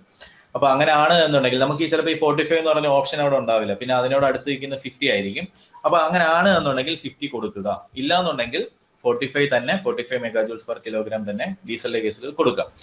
ഇനി ഇതിന്റെ കലോറിഫിക് വാല്യൂ ആണ് പറഞ്ഞത് 45 മെഗാജൂൾസ്. ഇനി 45 മെഗാജൂൾസ് എന്ന് പറയുന്നത് ജസ്റ്റ് ഒന്ന് ഓർത്തിരിക്കുക, 45,000 കിലോ ജൂൾസ് പെർ കിലോഗ്രാം എന്ന് വേണമെങ്കിലും തരാം. 45,000 കിലോ ജൂൾസ് പെർ കിലോഗ്രാം എന്ന് വേണമെങ്കിലും ക്വസ്റ്റിനകത്ത് തരാം. ഇത് നിങ്ങളുടെ മനസ്സിലൊന്നും ഉണ്ടായിരിക്കുക. എക്സാം പോയിന്റ് ഓഫ് വ്യൂലാണ് ഇത് പറയുന്നത്. അതുകൊണ്ടാണ് ഞാൻ ഇതോടെ പറയുന്നത്. 45,000 കിലോ ജൂൾസ് പെർ കിലോഗ്രാം എന്നൂടെ പറയാം. ഈ 45,000 കിലോ ജൂൾസ് തന്നെയാണ് 45 മെഗാജൂൾസ് പെർ കിലോഗ്രാം എന്നും പറയുന്നത്. അതായത് 45 × 10⁶ ആണ്, ജൂൾസ് പെർ കിലോഗ്രാം ആണ്. ശരിക്കും അതിനെയാണ് നമ്മൾ മെഗാജൂൾസ് ആക്കുന്നത്. 10⁶ എന്ന് പറയുന്നത് മെഗയാണ്. അപ്പൊ അങ്ങനെ കൺവേർഷൻ ആണ് ഇവിടെ വന്നിരിക്കുന്നത്. അപ്പൊ നിങ്ങൾ ജസ്റ്റ് ഒന്ന് ഓർത്തിരിക്കുക. നമുക്ക് ഈ രണ്ട് ഓപ്ഷൻസ് വന്നാലും ഇങ്ങനെ ഓർത്ത് വെക്കാൻ വേണ്ടിയാണ് ഞാൻ കിലോ ജൂൾസിലുള്ള കൺവേർഷനൂടെ പറഞ്ഞത്. ഇനി നെക്സ്റ്റ് സ്പെസിഫിക് ഹീറ്റ് ആണ്. ഇതിന്റെ സ്പെസിഫിക് ഹീറ്റിന്റെ വാല്യൂ എന്ന് പറയുന്നത് 2.1 kilo joules per kilogram degree ആണ് സ്പെസിഫിക് ഹീറ്റിന്റെ വാല്യൂ വരുന്നത്. ഇനി ഒക്ടേൻ നമ്പർ, പെട്രോളിന്റെ കേസിൽ ഒക്ടേൻ നമ്പർ ആണ് പെട്രോളിന്റെ കേസിൽ നമ്മൾ കണക്കാക്കുന്നത്. അതെന്ന് പറയുന്നത് 87 ആണ്. റിസർച്ച് ഒക്ടേൻ നമ്പർ ആണ് അത് നമുക്ക് ഒക്ടേൻ നമ്പറിനെ കുറിച്ച് ഡിസ്കസ് ചെയ്യുന്ന സമയത്ത് നമുക്ക് അത് കൂടുതലായിട്ട് വിശദമായിട്ട് പറയാം, റിസർച്ച് ഒക്ടേൻ നമ്പർ എന്തൊക്കെയാണെന്ന്. അപ്പൊ നിങ്ങൾക്ക് കൂടുതൽ വിശദമാവും. അപ്പൊ 87 ആണ് ഏകദേശം സ്റ്റാൻഡർഡൈസ്ഡ് വാല്യൂ എന്ന് പറയുന്നത്. അപ്പോൾ ഇത്രയുമാണ് പെട്രോളുമായിട്ട് ബന്ധപ്പെട്ട ബേസിക് ആയിട്ടുള്ള ഡീറ്റെയിൽസ് എന്ന് പറയുന്നത്. പെട്രോളിന്റെ വോളറ്റാലിറ്റി, സ്പെസിഫിക് ഗ്രാവിറ്റി, ഇതിനകത്ത് ഏറ്റവും ഇമ്പോർട്ടന്റ് എന്ന് പറയുന്നത് കലോറിഫിക് വാല്യൂ ആണ്. പിന്നെ ഒക്ടേൻ നമ്പർ. ഈ രണ്ട് ഡീറ്റെയിൽസ് നിങ്ങൾ നിർബന്ധമായിട്ട് ഓർത്തിരിക്കേണ്ടത് വളരെ അത്യാവശ്യമാണ്. ബാക്കി ജസ്റ്റ് നോക്കി വെക്കുക. ഓക്കെ, ഇനി നമ്മൾ പോകുന്നത് നെക്സ്റ്റ് ഡിസ്കസ് ചെയ്യുന്നത് ഡീസലിനെ കുറിച്ചാണ്. അപ്പോ ഡീസൽ എന്ന് പറയുന്നത് പൊതുവെ നമുക്കറിയാം പെട്രോളിനെ അപേക്ഷിച്ച് വോളറ്റൈൽ അല്ല. പെട്രോൾ അത്രയും വോളറ്റൈൽ അല്ല. ഇതിന്റെ സ്പെസിഫിക് ഗ്രാവിറ്റി, ഡീസലിന്റെ സ്പെസിഫിക് ഗ്രാവിറ്റി എന്ന് പറയുന്നത് 0.82 മുതൽ 0.92 വരെയാണ് ഇതിന്റെ സ്പെസിഫിക് ഗ്രാവിറ്റി വരുന്നത്. കലോറിഫിക് വാല്യൂ ഞാൻ നേരത്തെ പറഞ്ഞു. ഓപ്ഷൻസ് നിങ്ങളൊന്ന് ചെക്ക് ചെയ്യുക. അതിനുശേഷം കലോറിഫിക് വാല്യൂ നോക്കുക. ഇല്ല 50 ആണ് എന്നുണ്ടെങ്കിൽ 50 കൊടുക്കുക. ഇല്ല എന്നുണ്ടെങ്കിൽ 45 ഉള്ളൂ എങ്കിൽ 45 തന്നെ കൊടുക്കുക. ഇനി സീറ്റൈൻ നമ്പർ, ഇതിന്റെ സ്പെസിഫിക് ഹീറ്റ് എന്ന് പറയുന്നത് 1.9 കിലോ ജൂൾസ് പെർ കിലോഗ്രാം ഡിഗ്രിയാണ്. സീറ്റൈൻ നമ്പർ എന്ന് പറയുന്നത് 48 ആണ്. ഇതിന് സീറ്റൈൻ നമ്പർ ആണ്. അതെന്താണ് എന്ന് നമുക്ക് അതിനെക്കുറിച്ച് വിശദമായിട്ട് ഫ്യൂൽ റേറ്റിംഗിനകത്ത് നമ്മൾ വിശദമായിട്ട് ഡിസ്കസ് ചെയ്യുക. അപ്പൊ നിങ്ങൾക്ക് അതിനെക്കുറിച്ച് കൂടുതലായിട്ട് മനസ്സിലാവും. അപ്പോ ഇത്രയുമാണ് നമ്മളുടെ കൺവെൻഷണൽ ഫ്യൂൽസ്, രണ്ടെണ്ണം, പെട്രോളും ഡീസലും. അപ്പോൾ ഇതുമായിട്ട് ബന്ധപ്പെട്ട് ചോദിക്കാൻ സാധ്യതയുള്ള ഡീറ്റെയിൽസ് ഞാൻ പറഞ്ഞു. ചോദിക്കാൻ സാധ്യതയുള്ളത് കലോറിഫിക് വാല്യൂ, അതുപോലെ തന്നെ നമ്മുടെ സീറ്റൈൻ നമ്പർ, അതുപോലെ ഒക്ടൈൻ നമ്പർ. ഇത്രയും കാര്യങ്ങളാണ് ഇതുമായിട്ട് ബന്ധപ്പെട്ട് ചോദിക്കാൻ. പിന്നെ കൺവെൻഷണൽ ഫ്യൂൽസ് ഏതൊക്കെയാണ്? പെട്രോളും ഡീസലും ആണ് കൺവെൻഷണൽ ഫ്യൂൽസ്. ബാക്കിയുള്ളത് ഓൾട്ടർനേറ്റ് ഫ്യൂൽസിന്റെ കാറ്റഗറി വരുന്നതാണ്. കാരണം അല്ലെങ്കിൽ നോൺ കൺവെൻഷണൽ ഫ്യൂൽസിന്റെ കാറ്റഗറി വരെ നമ്മൾ പൊതുവെ വാഹനങ്ങളിൽ അത് ഉപയോഗിക്കുന്നില്ല. ഇപ്പോൾ ഉപയോഗിച്ച് വന്ന് തുടങ്ങിയിട്ടുണ്ടോ എന്നുള്ളതേ ഉള്ളൂ. പൊതുവെ അത് വാഹനങ്ങളിൽ ഉപയോഗിക്കുന്നില്ല. അതുകൊണ്ടാണ് അതിനെ അങ്ങനെ കാറ്റഗറൈസ് ചെയ്തിരിക്കുന്നത്. ഇനി നമ്മൾ ഡിസ്കസ് ചെയ്യാൻ പോകുന്നത് നോൺ കൺവെൻഷണൽ ഫ്യൂൽസ് ആണ്. നോൺ കൺവെൻഷണൽ ഫ്യൂൽസ് എന്ന് പറയുമ്പോൾ സാധാരണഗതിയിൽ ആൽക്കഹോൾ, അതിനകത്ത് ഏറ്റവും ആദ്യത്തത് ആൽക്കഹോൾ ആണ്. നിങ്ങൾക്കറിയാം ആൽക്കഹോൾ എന്ന് പറയുമ്പോൾ എത്തനോൾ ആണ് നമ്മൾ കൂടുതൽ ഉപയോഗിക്കുന്നത്. അതുപോലെ മെത്തനോൾ ഉപയോഗിക്കാറുണ്ട്. ഇപ്പൊ നിങ്ങൾക്ക് എത്തനോൾ നമ്മൾ ഫ്യൂൽ ബ്ലെൻഡിങ്ങിന് ഉപയോഗിക്കുന്നുണ്ട്. പെട്രോളിനകത്ത് ബ്ലെൻഡിങ്ങിന് വേണ്ടി നമ്മൾ എത്തനോൾ ഉപയോഗിക്കാറുണ്ട്. നെക്സ്റ്റ് ഓൾട്ടർനേറ്റ് ഫ്യൂൽ എന്ന് പറയുന്നത് കംപ്രസ്ഡ് നാച്ചുറൽ ഗ്യാസ് ആണ്. കംപ്രസ്ഡ് നാച്ചുറൽ ഗ്യാസ് എന്ന് പറയുമ്പോൾ നാച്ചുറൽ ഗ്യാസിനെ കംപ്രസ് ചെയ്തിരിക്കുന്ന ഗ്യാസ് രൂപത്തിൽ തന്നെ അതിനെ കംപ്രസ് ചെയ്ത് വെച്ചിരിക്കുന്നതാണ്. അത് ഇപ്പോൾ നമ്മൾ കാറുകളിലൊക്കെ ഉപയോഗിച്ച് വരുന്നുണ്ട്. പിന്നെ ഞാൻ പറഞ്ഞു ഡൽഹി പോലത്തെ ഒരുപാട് പൊല്യൂഷൻ ഉള്ള നഗരങ്ങളിൽ പബ്ലിക് ട്രാൻസ്പോർട്ട് ഫെസിലിറ്റീസ് എല്ലാം ഈ CNG, പബ്ലിക് ട്രാൻസ്പോർട്ട് ഫെസിലിറ്റീസ് CNGയിലേക്ക് മാറിയിട്ടുണ്ട്. അപ്പോൾ ഈ CNG എന്ന് പറയുമ്പോൾ അതിന്റെ ഒരു അഡ്വാൻറ്റേജ് എന്ന് പറയുന്നത് ഇതിനകത്ത് കൂടുതൽ നമുക്ക് ഒരു ഹാംഫുൾ ആയിട്ടുള്ള പൊല്യൂട്ടൻസ് ഇതിൽ നിന്ന് വരുന്നില്ല എന്നുള്ളതാണ്. അതുകൊണ്ടാണ് CNG നമ്മൾ ഉപയോഗിക്കുന്നത്. ഇതിന്റെ പ്രധാനപ്പെട്ട കോൺസ്റ്റന്റ് വളരെ വളരെ ഇമ്പോർട്ടന്റ് ആണ്. ഇത് ചോദിച്ചിട്ടുള്ളതാണ്. പ്രധാനപ്പെട്ട കോൺസ്റ്റന്റ് എന്ന് പറയുന്നത് മീഥേൻ ആണ്. അത് ഏകദേശം 95% മീഥേൻ തന്നെയാണ്. ബാക്കിയുള്ളത് 5%-ത്തിനകത്ത് ബ്യൂട്ടേനും പ്രൊപ്പേനും ഈഥേനും ഒക്കെയാണ് ഉണ്ടാവുന്നത്. പിന്നെ അതിന്റെ കൂടെ തന്നെ കുറച്ച് വാട്ടർ വേപ്പറും ഉണ്ടാകും. അത് ഇത്രയുമാണ് കംപ്രസ്ഡ് നാച്ചുറൽ ഗ്യാസിനകത്തെ കണ്ടൻസ്. ഏറ്റവും പ്രധാനം മീഥേൻ. അത് ഒരു കാരണവശാലും മറന്നു പോകരുത്. മീഥേൻ, കംപ്രസ്ഡ് നാച്ചുറൽ ഗ്യാസ് എന്ന് പറയുമ്പോൾ അതിനകത്ത് മീഥേൻ ആണ് അടങ്ങിയിരിക്കുന്നത്. അപ്പോ ഇനി അടുത്തത് ലിക്വിഫൈഡ് നാച്ചുറൽ ഗ്യാസ് ആണ്. ലിക്വിഫൈഡ് നാച്ചുറൽ ഗ്യാസ് എന്ന് പറയുമ്പോൾ കുറച്ചുകൂടെ നമ്മൾ കംപ്രസ് ചെയ്ത് അതിനെ ലിക്വിഡ് സ്റ്റേറ്റിലേക്ക് മാറ്റിയിട്ടുണ്ടാവും, ദ്രാവകാവസ്ഥയിലേക്ക് മാറ്റിയിട്ടുണ്ടാവും. അപ്പൊ അതിനകത്ത് LNG, അതിനകത്ത് പ്യുവർ മീഥേൻ എന്ന് പറയുന്നത് 98% ആയിരിക്കും. മറ്റേ കേസിൽ 95% ആയിരുന്നുണ്ടെങ്കിൽ LNGയുടെ കേസിൽ അത് 98% ആയിരിക്കും. പക്ഷേ ഈ CNGക്ക് LNGക്ക് ഉള്ള ഒരു വാഹനങ്ങളുടെ ഒരു പ്രശ്നം എന്ന് പറയുന്നത് സ്റ്റോറേജ് തന്നെയാണ്. അപ്പൊ അതിന് ഉപയോഗിക്കുന്ന ടാങ്ക് ഒക്കെ കുറച്ച് ഭാരം കൂടുതലാണ്. അപ്പൊ അതിന്റെ സ്റ്റോറേജ് ആണ് ഒരു പ്രശ്നം. അതുകൊണ്ടാണ് നമ്മൾ അത്ര ഇതായിട്ട് നമ്മൾ ഉപയോഗിച്ചു. പക്ഷെ എന്നാലും ഇപ്പോഴത്തെ പൊല്യൂഷന്റെ ഇത് വെച്ച് വാഹനങ്ങളിൽ ഉപയോഗിക്കാനായിട്ടുള്ള നിർദ്ദേശങ്ങളാണ് കൂടുതലും വരുന്നത്. അപ്പോൾ CNG LNG ഇതാണ്. ഇനി അടുത്തത് നമ്മൾ നേരത്തെ നമ്മൾ വാഗണർ പോലത്തെ കാർ, അല്ലെങ്കിൽ പെട്രോളും ഡീസലും അല്ല പെട്രോളും ഗ്യാസ് LPGയുടെ മിക്സ് ചെയ്ത് അല്ലെങ്കിൽ രണ്ടും ഉപയോഗിച്ച് ഓടാൻ പറ്റുന്ന കാറുകളെ കുറിച്ചൊക്കെ നിങ്ങൾ കേട്ടിട്ടുണ്ട്. അപ്പൊ അതിനകത്ത് ഉപയോഗിക്കുന്ന LPG ആണ്, ലിക്വിഫൈഡ് പെട്രോളിയം ഗ്യാസ്. അതിനകത്ത് മെയിൻ കോൺസ്റ്റന്റ് എന്ന് പറയുന്നത് രണ്ടെണ്ണമാണ്, ബ്യൂട്ടൈനും പ്രൊപ്പൈനുമാണ് മെയിൻ ആയിട്ട് വരുന്ന കോൺസ്റ്റന്റ് എന്ന് പറയുന്നത്. ബ്യൂട്ടൈൻ ആൻഡ് പ്രൊപ്പൈൻ ആണ്. ഇനി അടുത്തത് ബയോഡീസൽ ആണ്. നമ്മൾ കേൾക്കുന്ന പേരാണ് ബയോഡീസൽ എന്ന് പറയുന്നത്. അപ്പോൾ ഇത് ശരിക്കും ഒരു സ്റ്റാൻഡേർഡ് ഡീസലിന് വേണ്ടി ഒരു ഓൾട്ടർനേറ്റീവ് എന്നുള്ള നിലയിലാണ് നമ്മൾ ഈ ബയോഡീസൽ ഉപയോഗിക്കുന്നത്. ഇത് പ്രധാനപ്പെട്ട സോഴ്സ് എന്ന് പറയുന്നത് നമ്മൾ ചെടികളിൽ നിന്നും അതുപോലെ തന്നെ ആനിമൽ ഫാറ്റിൽ നിന്നുമൊക്കെയാണ് നമ്മൾ ഈ ബയോഡീസൽ വേർതിരിച്ചെടുക്കുന്നത്. അത് പ്രോസസ് ചെയ്താണ് നമ്മൾ എടുക്കുന്നത്. ഇത് ശരിക്കും പറഞ്ഞാൽ ഡീസലുമായിട്ട്, സ്റ്റാൻഡേർഡ് ഡീസലുമായിട്ട് മിക്സ് ചെയ്താണ് ഇത് ഉപയോഗിക്കുന്നത്. അപ്പോൾ ഇതിന്റെ കോമൺ ബ്ലെൻഡ് എന്ന് പറയുന്നത് സാധാരണഗതിയിൽ ഉപയോഗിക്കുന്ന ബ്ലെൻഡ് 20% ബയോഡീസലും 80% സ്റ്റാൻഡേർഡ് ഡീസലുമാണ് നമ്മൾ പൊതുവെ ഉപയോഗിക്കുന്നത്. ബ്ലെൻഡ് ചെയ്താണ് കൂടുതൽ ഉപയോഗിക്കുന്നത്. നമുക്ക് കാരണം അത്ര എഫിഷ്യന്റ് അല്ല ഈ ബയോഡീസൽ എന്ന് പറയുമ്പോൾ. അപ്പൊ അതുകൊണ്ട് നമ്മൾ ബ്ലെൻഡിങ്ങിലൂടെയാണ് ഇതിനെ കൂടുതലായിട്ടും വാഹനങ്ങളിൽ ഉപയോഗിക്കുന്നത് ബയോഡീസൽ. ഇനി അടുത്തത് ഹൈഡ്രജൻ ആണ്.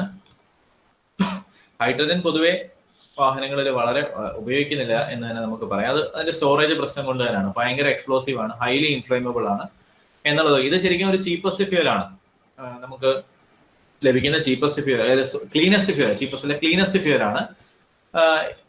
അതുപോലെ തന്നെ കാർബൺ ഡൈ ഓക്സൈഡ് പ്രൊഡ്യൂസ് ചെയ്യുന്നില്ല കമ്പസ് ചെയ്യുന്ന സമയത്ത് ഇത്. പക്ഷെ ഇതിന്റെ ഒരു പ്രശ്നം, ഇതിന്റെ മാനുഫാക്ചറിങ് കോസ്റ്റ് വളരെ കൂടുതലാണ്. ക്ലീനസ്റ്റ് ഫ്യൂൽ ആണ്, പക്ഷെ ഇതിന്റെ മാനുഫാക്ചറിങ് കോസ്റ്റ് കൂടുതലാണ്. പിന്നെ ഏറ്റവും വലിയൊരു പ്രശ്നം, വെല്ലുവിളി എന്ന് പറയുന്നത് ഹൈലി ഇൻഫ്ലേമബിൾ ആണ്. സ്റ്റോറേജ് ഭയങ്കര ബുദ്ധിമുട്ടാണ്. ഹൈഡ്രജൻ സ്റ്റോറേജ് നമ്മൾ സാധാരണഗതിയിൽ വാഹനത്തിലൊക്കെ സ്റ്റോർ ചെയ്ത് വെക്കുന്ന ഹൈഡ്രജൻ സ്റ്റോർ ചെയ്യാൻ അതിന്റെ എക്കണോമിക്കൽ കൺസേൺസ് അല്ലെങ്കിൽ അതിന്റെ സ്റ്റോറേജ് ഡിഫിക്കൽട്ടീസ് ഒക്കെ കൊണ്ട് നമ്മൾ വാഹനത്തിനകത്ത് ഹൈഡ്രജൻ ഉപയോഗിച്ച് ഓടുന്ന വാഹനങ്ങളില്ല. നമ്മൾ സാധാരണഗതിയിൽ കൊമേഴ്സ്യലായിട്ട് നമ്മൾ മാനുഫാക്ചർ ചെയ്യുന്നില്ല. ഇനിയും ഈ കൺവെൻഷണൽ ഫ്യൂവൽസും അതുപോലെ തന്നെ ഓൾട്ടർനേറ്റ് ഫ്യൂവൽസും തമ്മിലുള്ള കുറച്ച് വ്യത്യാസങ്ങൾ ജസ്റ്റ് നമ്മളൊന്ന് അറിഞ്ഞിരിക്കുന്നതിന് വേണ്ടി.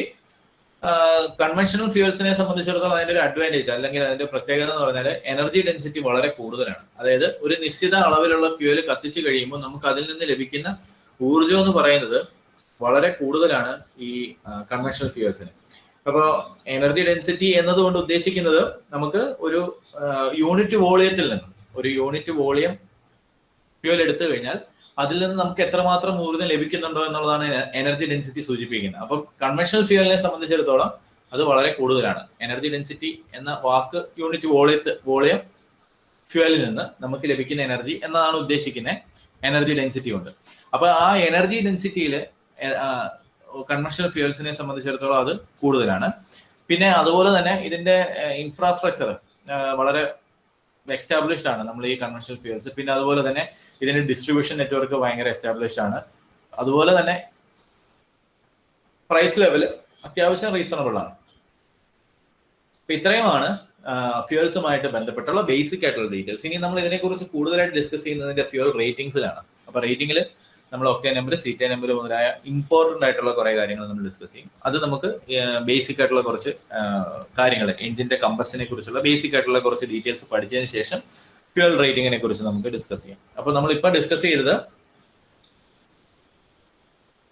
ഫ്യൂവൽസിന്റെ പ്രോപ്പർട്ടീസിനെ കുറിച്ചും അതുപോലെ തന്നെ ഏതൊക്കെ തരത്തിലുള്ള ഫ്യൂവലുകളാണ് എന്നുള്ളത്. അപ്പൊ ഇത്രയും നമ്മൾ ഡിസ്കസ് ചെയ്തതിൽ നിന്ന് പ്രോപ്പർട്ടീസുമായിട്ട് ബന്ധപ്പെട്ട ക്വസ്റ്റ്യൻസ് ചോദിക്കാൻ സാധ്യതയുള്ളതാണ്. അതുപോലെ തന്നെ ടൈപ്സ് ഓഫ് ഫ്യൂൽസിൽ നിന്ന്. അപ്പോൾ അതിനകത്ത് ഞാൻ പറഞ്ഞു കലോറിഫിക് വാല്യൂ, അതുപോലെ ഒക്ടൈൻ നമ്പർ, പിന്നെ അതുപോലെ കോൺസ്റ്റിറ്റ്യൂൻസ്, പ്രധാനപ്പെട്ട കോമ്പൗണ്ട്സ് എന്തൊക്കെയാണ്, കമ്പോണൻസ് പ്രധാനപ്പെട്ട കോമ്പൗണ്ട്സ് ഏതൊക്കെയാണ് എന്നുള്ളത് ആണ് ക്വസ്റ്റ്യൻ പ്രതീക്ഷിക്കാവുന്നത്. ഞാൻ പറയുന്നത് CNG ചോദിച്ചിട്ടുള്ളതാണ്, CNGയുടെ കേസിൽ അത് മീത്തേൻ ആണ് എന്നുള്ളത് ചോദിച്ചിട്ടുള്ളതാണെന്നും പറയും. ഇനി നമ്മൾ പോകുന്നത് സ്പാർക്ക് ഇഗ്നീഷൻ എഞ്ചിനകത്തെ കമ്പഷൻ, അതിന്റെ ബേസിക് ആയിട്ടുള്ള കുറച്ച് ഡീറ്റെയിൽസ് ആണ്. സ്റ്റേജസ് അല്ല, ബേസിക് ആയിട്ടുള്ള കുറച്ച് കാര്യങ്ങളാണ് നമ്മൾ ഡിസ്കസ് ചെയ്യുന്നത്. അതിനുശേഷം നമുക്ക് സ്റ്റേജസിലേക്ക് പോകാം. ഇത് ഇന്നത്തെ സെഷൻ, അടുത്തൊരു സെഷനിലാണ് നമ്മൾ സ്റ്റേജസിനെ കുറിച്ച് ഡിസ്കസ് ചെയ്യുന്നത്. അപ്പോൾ ബേസിക് ആയിട്ട് എന്താണ് നോക്കിംഗ് അല്ലെങ്കിൽ ഡെറ്റണേഷൻ എന്നുള്ള ഒരു കോൺസെപ്റ്റിനെ കുറിച്ചാണ് നമ്മൾ ഇവിടെ ഡിസ്കസ് ചെയ്യാൻ പോകുന്നത്. അപ്പോ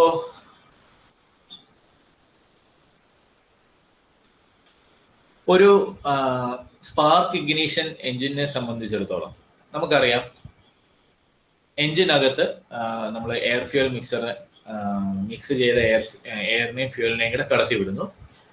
സക്ഷൻ സ്ട്രോക്കിന്റെ സമയത്ത് അത് എഞ്ചിന്റെ കമ്പഷൻ ചേമ്പറിനകത്തേക്ക് കടക്കുന്നു. അതിനുശേഷം കംപ്രഷൻ സ്ട്രോക്കിന്റെ സമയത്ത് ഈ എയർ ഫ്യൂൽ മിക്സറിനെ കംപ്രസ് ചെയ്യുന്നു. കംപ്രസ് ചെയ്തതിന് ശേഷം സ്പാർക്ക് പ്ലഗിന്റെ സഹായത്തോടു കൂടി നമ്മൾ അതിനകത്തേക്ക് സ്പാർക്ക് കൊടുക്കുന്നു, ആ ഫ്യൂല് കത്തുന്നു. അപ്പോ ഇതാണ് നമുക്ക് അറിയാവുന്ന ബേസിക് ആയിട്ടുള്ള കാര്യം.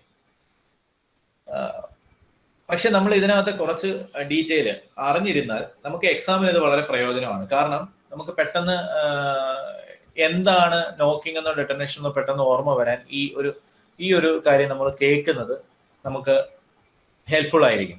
അതുകൊണ്ടാണ് ഇത് നമ്മൾ ഡിസ്കസ് ചെയ്യുന്നത്. ഒരു SI എഞ്ചിനെ സംബന്ധിച്ചിടത്തോളം നമ്മൾ അങ്ങനെ സ്പാർക്ക് കൊടുത്തു. നിങ്ങൾക്ക് ഈ ഡയഗ്രത്തിൽ കാണാം, ഇത് 2 ഡയഗ്രംസ് ആണ് ഇവിടെ കൊടുത്തിരിക്കുന്നത്. ഒന്ന് ഇതിന്റെ ഫ്രണ്ട് വ്യൂ, ഒന്ന് ടോപ്പ് വ്യൂ ആണ് കൊടുത്തിരിക്കുന്നത്. അപ്പൊ ഇതിനകത്ത് നിങ്ങൾ ഈ സ്പാർക്ക് കൊടുത്തതിന് ശേഷം നിങ്ങൾക്ക് കാണാം ഇവിടെ ഇങ്ങനെ ഒരു ലൈൻ കൊടുത്തിരിക്കുന്നത്.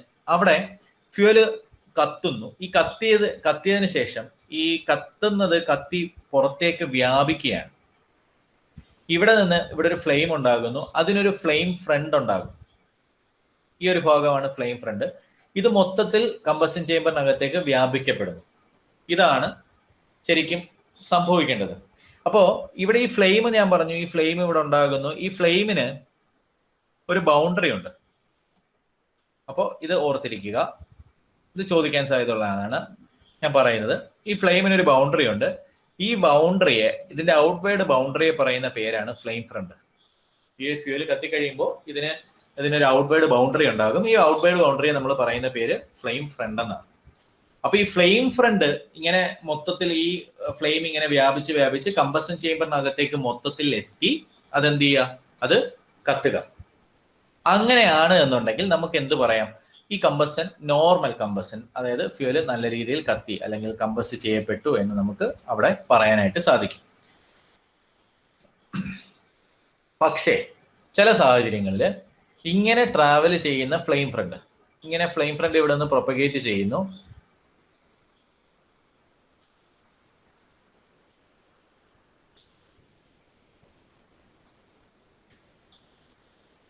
ഇങ്ങനെ പ്രൊപ്പഗേറ്റ് ചെയ്യുന്നു.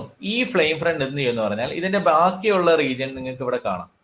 അപ്പം ഇവിടെയും കാണാം, ഇത്രയും റീജിയനിലാണ് ഫ്യൂല് കത്തിയിട്ടില്ല. ഇതിങ്ങനെ ഇവിടെ നിന്ന് കത്തി തുടങ്ങിയിട്ടേ ഉള്ളൂ.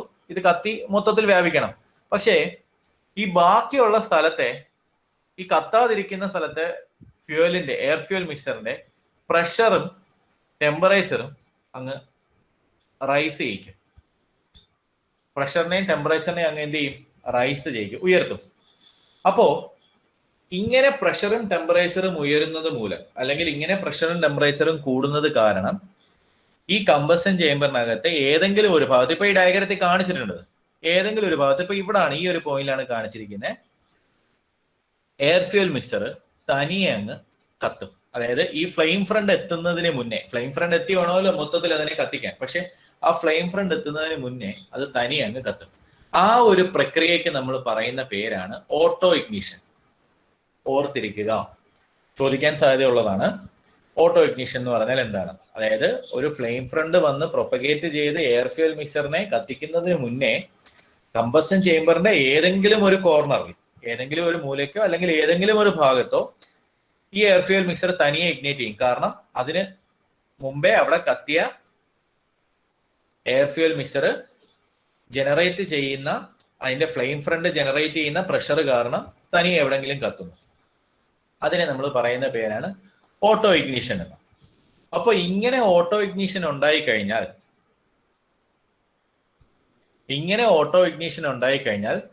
ഈ രണ്ട് ഫ്യൂലും, അതായത് ഇത് സ്മൂത്ത് ആയിട്ട് കത്തിപ്പോകണമായിരുന്നു, പക്ഷെ എന്ത് ചെയ്യുമെന്ന് പറഞ്ഞാൽ ഈ രണ്ട് ഫ്ലെയിം ഫ്രണ്ടൂടെ അങ്ങോട്ടും ഇങ്ങോട്ടും മീറ്റ് ചെയ്യുകയും, ഇവിടെ നിങ്ങൾക്ക് കാണാം ഇവിടെ അങ്ങോട്ടും ഇങ്ങോട്ടും മീറ്റ് ചെയ്യും, ഇത് അങ്ങോട്ടും ഇങ്ങോട്ടും വന്ന് ഹിറ്റ് ചെയ്യും.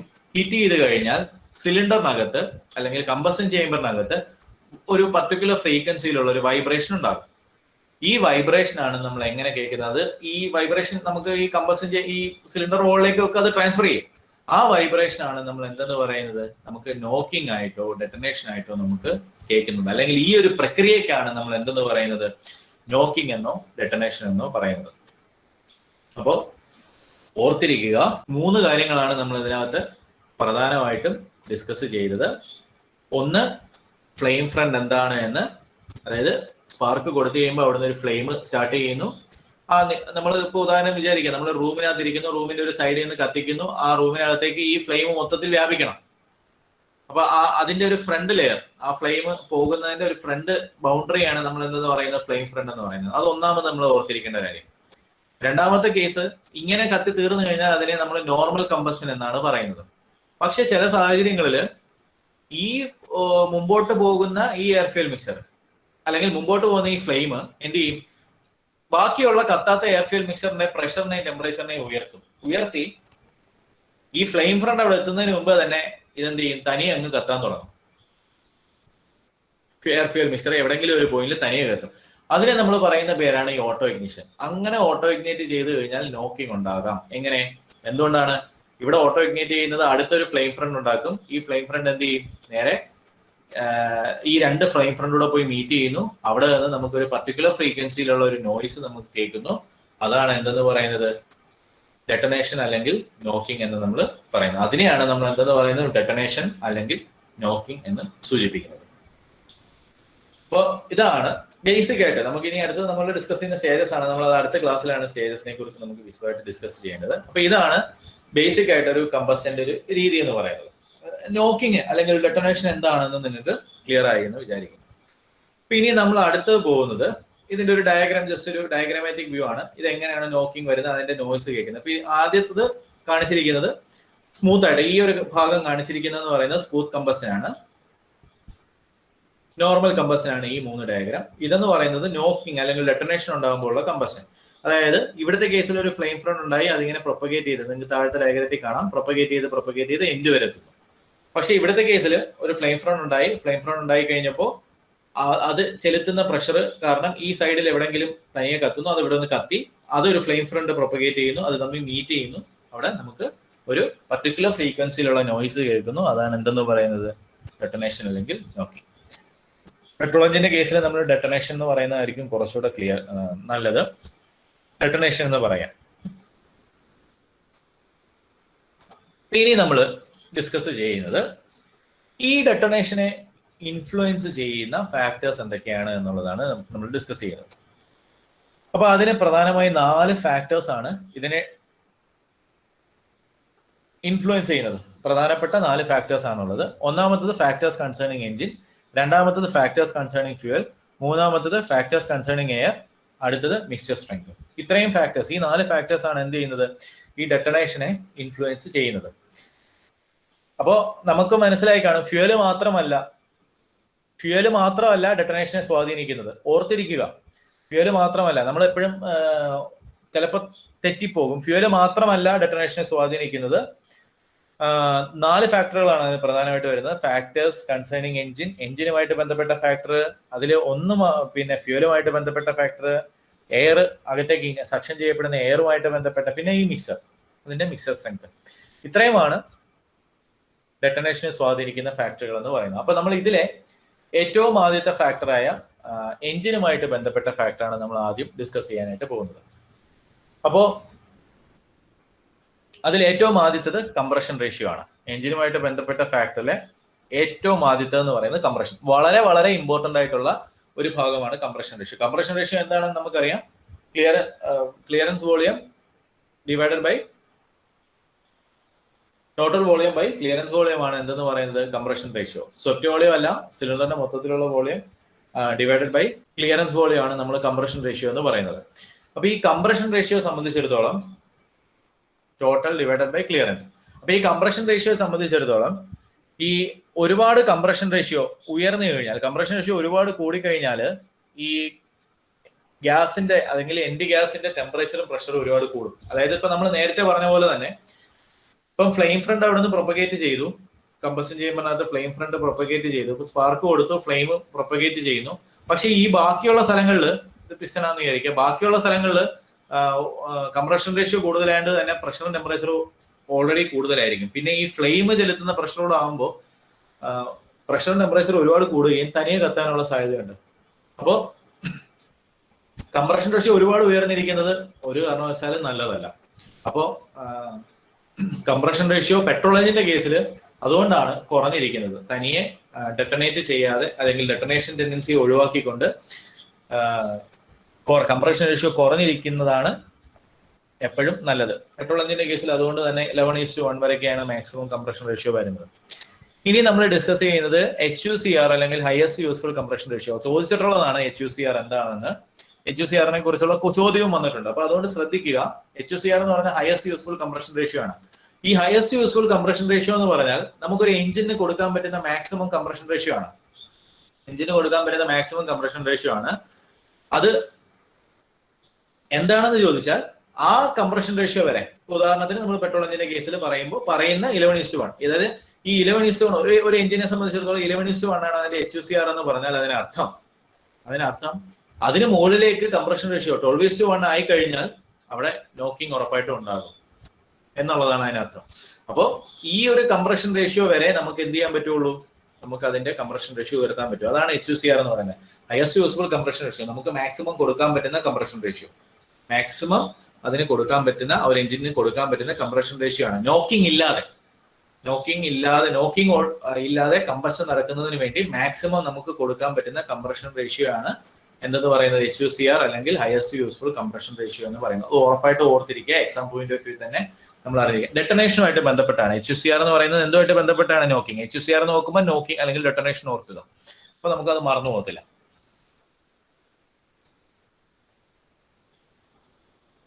ഇനി നെക്സ്റ്റ് എഞ്ചിൻ ഡയമെൻഷൻസ് ആണ്. എഞ്ചിൻ ഡയമെൻഷൻസ് എന്ന് പറയുമ്പോൾ നമുക്ക്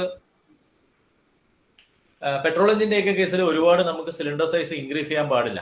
ഒരുപാട് സിലിണ്ടർ സൈസ് ഇൻക്രീസ് ചെയ്ത് കഴിഞ്ഞാൽ, ഇപ്പൊ ഉദാഹരണത്തിന് നമ്മളിപ്പം വലിയ സിലിണ്ടർ സൈസ് ഒക്കെ ആക്കുകയാണെങ്കിലുള്ള പ്രശ്നം എന്ന് പറഞ്ഞാൽ ഇവിടുന്ന് ഫ്ലെയിം പ്രൊപ്പഗേറ്റ് ചെയ്ത് കഴിഞ്ഞാൽ ഇതിനെ റീച്ച് ചെയ്ത് എത്തേണ്ട ഒരുപാട് സമയമെടുക്കും. റീച്ച് ചെയ്ത് എല്ലാ കോർണേഴ്സിലേക്ക് എല്ലാ മൂലയിലേക്കും എത്താനായിട്ട് ഒരുപാട് സമയമെടുക്കും.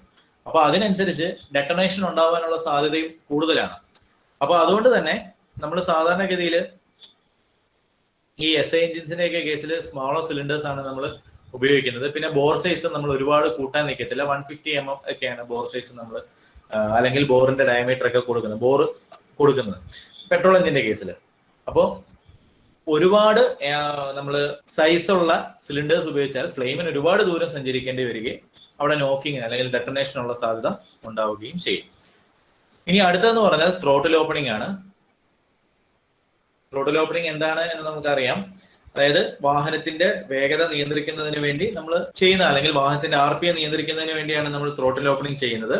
അപ്പോൾ ശരിക്കും എന്താണ് ത്രോട്ടിലിംഗ് എന്ന് പറഞ്ഞാൽ, ഒരു ഇന്റേണൽ കമ്പഷൻ എഞ്ചിനെ സംബന്ധിച്ചിടത്തോളം നമ്മൾ എഞ്ചിന്റെ പവറിനെ റെഗുലേറ്റ് ചെയ്യുന്നതിന് വേണ്ടി ഫ്യൂവലിന്റെയും എയറിന്റെയും അളവിനെ നമ്മൾ വ്യത്യാസം വരുത്തുന്നതിനെയാണ് നമ്മൾ ത്രോട്ടിലിംഗ് എന്ന് പറയുന്നത്. അത് ആ ഒരു പ്രോസസ്സിനെയാണ് നമ്മൾ ത്രോട്ടിൽ എന്ന് പറയുന്നത്. അതായത് നമ്മൾ പവറിന്റെ ഔട്ട്പുട്ടിനെ നമ്മൾ റെഗുലേറ്റ് ചെയ്യുകയാണ് ചെയ്യുന്നത്. അപ്പൊ ഈ ഒരുപാട് ത്രോട്ടിൽ ഓപ്പൺ ചെയ്ത് കഴിഞ്ഞാൽ അത് നോക്കിങ്ങിന് കാരണമായി തീരും. ഒരുപാട് ഫ്യൂവൽ കമ്പഷൻ ചേമ്പറിനകത്ത് എത്തുകയും അത് നോക്കിങ്ങിന് കാരണമായി തീരും. അപ്പം ഈ പാർട്ട് ത്രോട്ടിലിംഗ് ആണ് എപ്പോഴും നല്ലത്. ഒരുപാട് ത്രോട്ടിൽ ഓപ്പണിംഗ് കൊടുക്കാതിരിക്കുന്ന പാർട്ട് ത്രോട്ടിലിംഗ് ചെയ്ത് കഴിഞ്ഞാൽ നമുക്ക് ഒരുപാട് നോക്കിങ് കുറയ്ക്കാനായിട്ട് സാധിക്കും. ഇനി നെക്സ്റ്റ് സ്പാർക്ക് അഡ്വാൻസ് ആണ്. രണ്ട് രീതിയിലാണ്, റിട്ടാർഡിങ്ങും ഉണ്ട് അഡ്വാൻസിങ്ങും ഉണ്ട്. റിട്ടാർഡ് ചെയ്യുക എന്ന് പറഞ്ഞാൽ ഇപ്പൊ സാധാരണഗതിയിൽ ഒരു 13 ഡിഗ്രി TDC, ബിഫോർ TDC ആണ് സാധാരണഗതിയിൽ നമ്മൾ സ്പാർക്ക് കൊടുക്കുന്നത്. എഞ്ചിനകത്തേക്ക് എഞ്ചിനകത്ത് കമ്പഷൻ ചേമ്പറിനകത്ത് സ്പാർക്ക് കൊടുക്കുന്നത് ഇങ്ങനെയാണ് എന്ന് വിചാരിക്കാം. അപ്പോൾ അഡ്വാൻസ് ചെയ്യിക്കുക എന്ന് പറഞ്ഞാൽ ഇതിനെ ഒരു 16 ഡിഗ്രിയിലേക്ക് ആക്കിയാൽ അതിനെ അഡ്വാൻസിങ് എന്നാണ് പറയുന്നത്. അതൊരു 10 ഡിഗ്രിയിലേക്ക് ആക്കി കഴിഞ്ഞാൽ അതിനെ നമ്മൾ, അതായത് 10 ഡിഗ്രി മുന്നേ ആക്കി കഴിഞ്ഞാൽ അതിനെ നമ്മൾ റിട്ടാർഡിങ് എന്നാണ് പറയുന്നത്. അപ്പം ഇത് അഡ്വാൻസ്, ഇത് റിട്ടാർഡ്. സാധാരണഗതിയിൽ എപ്പോഴും അഡ്വാൻസ്ഡ് ആയിരിക്കും, കാരണം അതെന്താ മുമ്പേ ആയിരിക്കും. 30 ഡിഗ്രി മുമ്പേ എന്ന് പറയുമ്പോൾ അത് അഡ്വാൻസ്ഡ് ആണ്. പക്ഷെ നമ്മൾ പൊതുവെ ഇങ്ങനെ പറയുന്നത് അത് ഉള്ള വാല്യൂവിൽ വീണ്ടും കുറച്ചുകൂടെ ആക്കി കഴിഞ്ഞാൽ അത് അഡ്വാൻസ്. അവിടെ നിന്ന് താഴ്ത്തോണ്ട് വരികയാണെങ്കിൽ അതിനെ നമ്മൾ എന്തെന്ന് പറയും? റിട്ടാർഡ് എന്ന് പറയും. അപ്പൊ നമ്മൾ എപ്പോഴും എഞ്ചിനകത്ത് റിട്ടാർഡിങ് ചെയ്യുന്നതാണ്.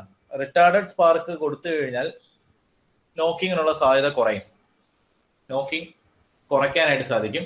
ഒരുപാട് അഡ്വാൻസ് ചെയ്ത് കഴിഞ്ഞാൽ, ഒരുപാട് നമ്മൾ സ്പാർക്കിനെ അഡ്വാൻസ് ചെയ്ത് കഴിഞ്ഞാൽ അത് ഡെട്ടനേഷന് കാരണമായി തീരും. അപ്പം ഇതൊന്ന് ഓർത്തിരിക്കുക. എക്സാം അങ്ങനെ ചോദിക്കാൻ സാധ്യതകളാണ്. നമ്മൾ ഒരുപാട് അഡ്വാൻസ് ചെയ്താൽ നോക്കിംഗ് ഉണ്ടാകാം, അല്ലെങ്കിൽ ഡെട്ടനേഷൻ ഉണ്ടാകാം. അതൊന്ന് ഓർത്തിരിക്കുക. ഓവർ അഡ്വാൻസിങ് ഇഗ്നിഷൻ ടൈമിങ്ങിനെ ഒരുപാട് അഡ്വാൻസ് ചെയ്ത് കഴിഞ്ഞാൽ നോക്കിങ്ങിനുള്ള സാധ്യത കൂടുതലാണ്. അത് ജസ്റ്റ് ഒന്ന് ഓർത്തിരിക്കുക. ഇനി അടുത്തത് സ്പാർക്ക് പ്ലഗ് ലൊക്കേഷൻ ആണ്. എപ്പോഴും നമ്മൾ സ്പാർക്ക് പ്ലഗിനെ ലൊക്കേറ്റ് ചെയ്യേണ്ടത് കമ്പഷൻ ചേമ്പറിനകത്ത് ഫ്ലെയിമിന് എപ്പോഴും കുറച്ച് ഡിസ്റ്റൻസ് ട്രാവൽ ചെയ്യാൻ ഉതകത്തക്ക രീതിയിലായിരിക്കണം നമ്മൾ സ്പാർക്ക് പ്ലഗ് ലൊക്കേഷൻ കൊടുക്കേണ്ടത്. ഇപ്പൊ സാധാരണഗതിയിൽ സെൻട്രൽ എന്ന് ഉദ്ദേശിക്കുക. സെൻട്രലിൽ കൊടുക്കുമ്പോൾ ആണ് നമുക്ക് എന്ത് ചെയ്ത് അങ്ങോട്ടും ഇങ്ങോട്ടും ഈ സൈഡിലേക്കും ഫ്ലെയിമിന് ട്രാവൽ ചെയ്യാൻ പറ്റുന്നത് ഒരേ ഡിസ്റ്റൻസ് ആയിരിക്കും. അപ്പം സ്പാർക്ക് പ്ലഗ് കൊടുക്കുന്നത് എപ്പോഴും എങ്ങനെ ആയിരിക്കണം? ഫ്ലെയിമിന് മാക്സിമം കുറച്ച് ഡിസ്റ്റൻസ്, അല്ലെങ്കിൽ ഏറ്റവും കുറവ് ഡിസ്റ്റൻസ് ട്രാവൽ ചെയ്യുന്ന രീതിയിലായിരിക്കണം സ്പാർക്ക് പ്ലഗ് അറേഞ്ച് ചെയ്യേണ്ടത്. പിന്നെ അതുപോലെ തന്നെ ഈ സ്പാർക്ക് പ്ലഗ് ഒരിക്കലും ചൂടായിരിക്കാൻ പാടില്ല. ഒരുപാട് ചൂട് ആവാൻ പാടില്ല. അതിന്റെ ഭാഗങ്ങൾ, സ്പാർക്ക് പ്ലഗിന്റെ ഭാഗങ്ങൾ എന്താന്ന് വെച്ച് കഴിഞ്ഞാൽ അത് ഹോട്ട്സ്പോട്ടുകൾ വന്നു കഴിഞ്ഞാൽ അത് തനിയെ ഫ്യൂവലിനെ കത്തിക്കും. ആ ഹോട്ട്സ്പോട്ടിൽ ഫ്യൂവല് മീറ്റ് ചെയ്ത് കഴിഞ്ഞാൽ, എയർ ഫ്യൂവൽ മീറ്റ് ചെയ്ത് കഴിഞ്ഞാൽ അത് തനിയെ കത്തും സ്പാർക്ക് കൊടുക്കുന്നതിന് മുമ്പ്. അപ്പൊ അതുകൊണ്ട് അങ്ങനെയും വരാൻ പാടില്ല. ഇതാണ് spark plug location and heat range എന്നതുകൊണ്ട് ഉദ്ദേശിക്കുന്നത്. അപ്പം ഇനി നമ്മൾ ഡിസ്കസ് ചെയ്യുന്നത് കമ്പഷൻ ചേമ്പർ ഡിസൈൻ ആണ്. അതിനെക്കുറിച്ച് നമ്മൾ നല്ല രീതിയിൽ തന്നെ ഡിസ്കസ് ചെയ്യും. ഇപ്പൊ ഇതിന്റെ ജസ്റ്റ് ഒരു ഔട്ട്ലൈൻ എന്നുള്ള രീതിയിലാണ്. കമ്പഷൻ ചേമ്പർ ഡിസൈൻ നമ്മൾ എപ്പോഴും ടർബുലൻസ് കൂടുതൽ, അതായത് ഇപ്പം എയർ ഫ്യൂൽ മിക്സർ അകത്തേക്ക് വന്നു കഴിഞ്ഞാൽ, നല്ല രീതിയിൽ മിക്സ് ചെയ്ത് എയർ ഫ്യൂൽ മിക്സർ അകത്തേക്ക് വന്നു കഴിഞ്ഞാൽ നോക്കിംഗ് ടെൻഡൻസി കുറയ്ക്കും. അപ്പോൾ അതുകൊണ്ട് തന്നെ ഒപ്റ്റിമം കമ്പഷൻ ചേമ്പർ, ഷേപ്പുള്ള ഒപ്റ്റിമം കമ്പഷൻ ചേമ്പർ ആണ് എപ്പോഴും നമ്മൾ കൂടുതലായിട്ടും വാഹനത്തിൽ ഉപയോഗിക്കേണ്ടതായിട്ട് ഉള്ളത്. ഇനിയും അടുത്തത് കൂളിംഗ് സിസ്റ്റം ആണ്. എഞ്ചിന്റെ ഏതാണ്? കമ്പഷൻ ചേമ്പർ ആണോ? ഓക്കെ. കമ്പഷൻ ചേമ്പറിനെ സംബന്ധിച്ചിടത്തോളം നമ്മളെപ്പോഴും ഈ ടർബുലൻസ്, അതായത് നമ്മൾ ഇതിനകത്തേക്ക് കയറി വരുന്ന എയർ ഫ്യൂൽ മിക്സറിന് നമ്മൾ ഒരു ടർബുലൻസ് കൊടുക്കാറുണ്ട്. ഇതിനെ ഒന്ന് വൈബ്രന്റ് ആക്കി നമ്മളൊന്ന് സ്വേളൊക്കെ ചെയ്ത് അകത്തേക്ക് കടത്തി വിട്ട് കഴിഞ്ഞാൽ നമുക്ക് നോക്കിങ്ങിനുള്ള സാധ്യത കുറയും. അപ്പോൾ ടർബുലൻസ് എപ്പോഴും പ്രൊമോട്ട് ചെയ്യത്തക്ക രീതിയിലായിരിക്കണം നമ്മൾ കമ്പഷൻ ചേമ്പർ ഡിസൈൻ ചെയ്യേണ്ടത്. അപ്പൊ അങ്ങനെ ചെയ്തു കഴിഞ്ഞാൽ വളരെ പെട്ടെന്ന് കമ്പഷൻ ഫ്യൂല് പെട്ടെന്ന് കത്തി തീരുകയും അതുകൊണ്ട് തന്നെ നോക്കിംഗ് ടെൻഡൻസി കുറയും. അതായത് ഇപ്പൊ നമുക്ക് ഫ്യൂല് കത്തി തുടങ്ങിക്കഴിഞ്ഞാൽ ഫ്ലെയിം ഫ്രണ്ട് പെട്ടെന്ന് മൊത്തത്തിൽ വ്യാപിച്ച് അത് വളരെ പെട്ടെന്ന് കത്തിത്തീർന്നാൽ നമുക്ക് നോക്കിംഗ് ടെൻഡൻസി കുറയും. അപ്പോൾ അതേ രീതിയിലായിരിക്കണം നമ്മൾ എന്ത് ചെയ്യേണ്ടത്? കമ്പഷൻ ചേമ്പർ ഡിസൈൻ ചെയ്യേണ്ടത്. അതുപോലെ തന്നെ അതിന്റെ ഷേപ്പ്, കമ്പഷൻ ചേമ്പറിന്റെ ഷേപ്പ് അതേ രീതിയിൽ തന്നെ ആയിരിക്കണം. എന്ന് വെച്ച് കഴിഞ്ഞാൽ നമുക്ക് ഈ ഹെമിസ്ഫെറിക്കൽ എന്നൊക്കെ പറയാം. ഞാൻ ഈ ഹെമിസ്ഫെറിക്കൽ പറയാനതിന് കാര്യം നമ്മളെ കമ്പഷൻ ചേമ്പർ ഡിസൈൻ പറയുന്നുണ്ട്, അതിനകത്ത് അത് കൃത്യമായിട്ട് പറയുന്നുണ്ട്. എന്നിരുന്നാലും ഒന്ന് പറയാം. ഹെമിസ്ഫെറിക്കൽ എന്ന് പറയുമ്പോൾ നമ്മൾ എപ്പോഴും സ്പാർക്ക് പ്ലഗ് സെൻട്രലായിരിക്കും ലൊക്കേറ്റ് ചെയ്യുന്നത്. അത് സൈഡിലേക്കൊന്നും മാറി ആയിരിക്കില്ല. സെൻട്രലായിരിക്കും സ്പാർക്ക് പ്ലഗ് ലൊക്കേറ്റ് ചെയ്യപ്പെട്ടിരിക്കുന്നത്. അപ്പോൾ അങ്ങനത്തെ ഡിസൈൻ ആയിരിക്കും കുറച്ചുകൂടെ അഡ്വാൻറ്റേജിയസ് നമുക്ക് നോക്കിംഗ് പോയിന്റ് ഓഫ് വ്യൂവില്. അപ്പൊ ഇതാണ് കമ്പഷൻ ചേമ്പർ ഡിസൈനുമായിട്ട് ബന്ധപ്പെട്ട ഡീറ്റെയിൽസ്. ഇനി അടുത്തത് കൂളിംഗ് സിസ്റ്റം ആണ്. നമുക്ക് പൊതുവെ അറിയാവുന്ന കാര്യം തന്നെയാണ് കൂളിംഗ് സിസ്റ്റം. ഡിഫക്റ്റീവ് ആയിട്ടുള്ള കൂളിംഗ് സിസ്റ്റം എന്തൊക്കെ പ്രശ്നങ്ങളാണ് ഉണ്ടാക്കുന്നത് നമുക്കറിയാം. പക്ഷെ അതിനകത്ത് ഉണ്ടാക്കുന്നതിൽ മറ്റൊരു പ്രശ്നമാണ് നോക്കിംഗ് ഉണ്ടാക്കുക എന്നുള്ളത്. നോക്കിംഗ് ടെൻഡൻസി കൂട്ടും. കാരണം കമ്പഷൻ ചേമ്പറിനകത്തെ ടെമ്പറേച്ചർ ഉയരാനുള്ള സാധ്യത വളരെ കൂടുതലാണ്. അത് ഉണ്ടാവാനുള്ള സാധ്യത എന്തൊക്കെയാണെന്ന് നമുക്കറിയാം. വാട്ടർ പമ്പിന് പ്രശ്നം വരിക, തെർമോസ്റ്റാറ്റ് സ്റ്റക്കായി പോവുക മുതലായ പ്രശ്നങ്ങൾ കൊണ്ട് ഇങ്ങനെ കൂളിംഗ് സിസ്റ്റം ഡിഫക്റ്റീവ് ആകാം, അല്ലെങ്കിൽ നല്ല രീതിയിൽ ഹീറ്റിനെ റിമൂവ് ചെയ്ത് കളയാൻ പറ്റാത്ത സാഹചര്യങ്ങൾ. അത് നമ്മൾ ഓൾറെഡി അതിനെക്കുറിച്ച് ഡിസ്കസ് ചെയ്തതാണ്. അപ്പോൾ ഇങ്ങനെ എഞ്ചിൻ ഓവർ ഹീറ്റ് ആയി കഴിഞ്ഞാൽ സ്വാഭാവികമായിട്ടും ഡെട്ടനേഷനും അല്ലെങ്കിൽ നോക്കിങ്ങിനുള്ള ടെൻഡൻസിയും കൂടും. അപ്പൊ അതുകൊണ്ട് തന്നെ ഒരു പ്രോപ്പർ കൂളിംഗ് സിസ്റ്റം നമുക്ക് എഞ്ചിനകത്ത് അത്യാവശ്യമാണ്. പിന്നെ അത് ഈ ലൈൻ ഡെപ്പോസിറ്റ്സ് അല്ലെങ്കിൽ സ്റ്റീം പോക്കറ്റുകൾ, ഇതൊക്കെ കൂളിംഗ് സിസ്റ്റത്തിനകത്ത് വരുന്ന പ്രശ്നങ്ങളാണ്. ഇങ്ങനെ വന്നു കഴിഞ്ഞാൽ ഓവർ ഹീറ്റിംഗ് ആവാം. ഓവർ ഹീറ്റിംഗ് ആയി കഴിഞ്ഞാൽ സ്വാഭാവികമായും അത് നോക്കിങ്ങിനെ പ്രൊമോട്ട് ചെയ്യും.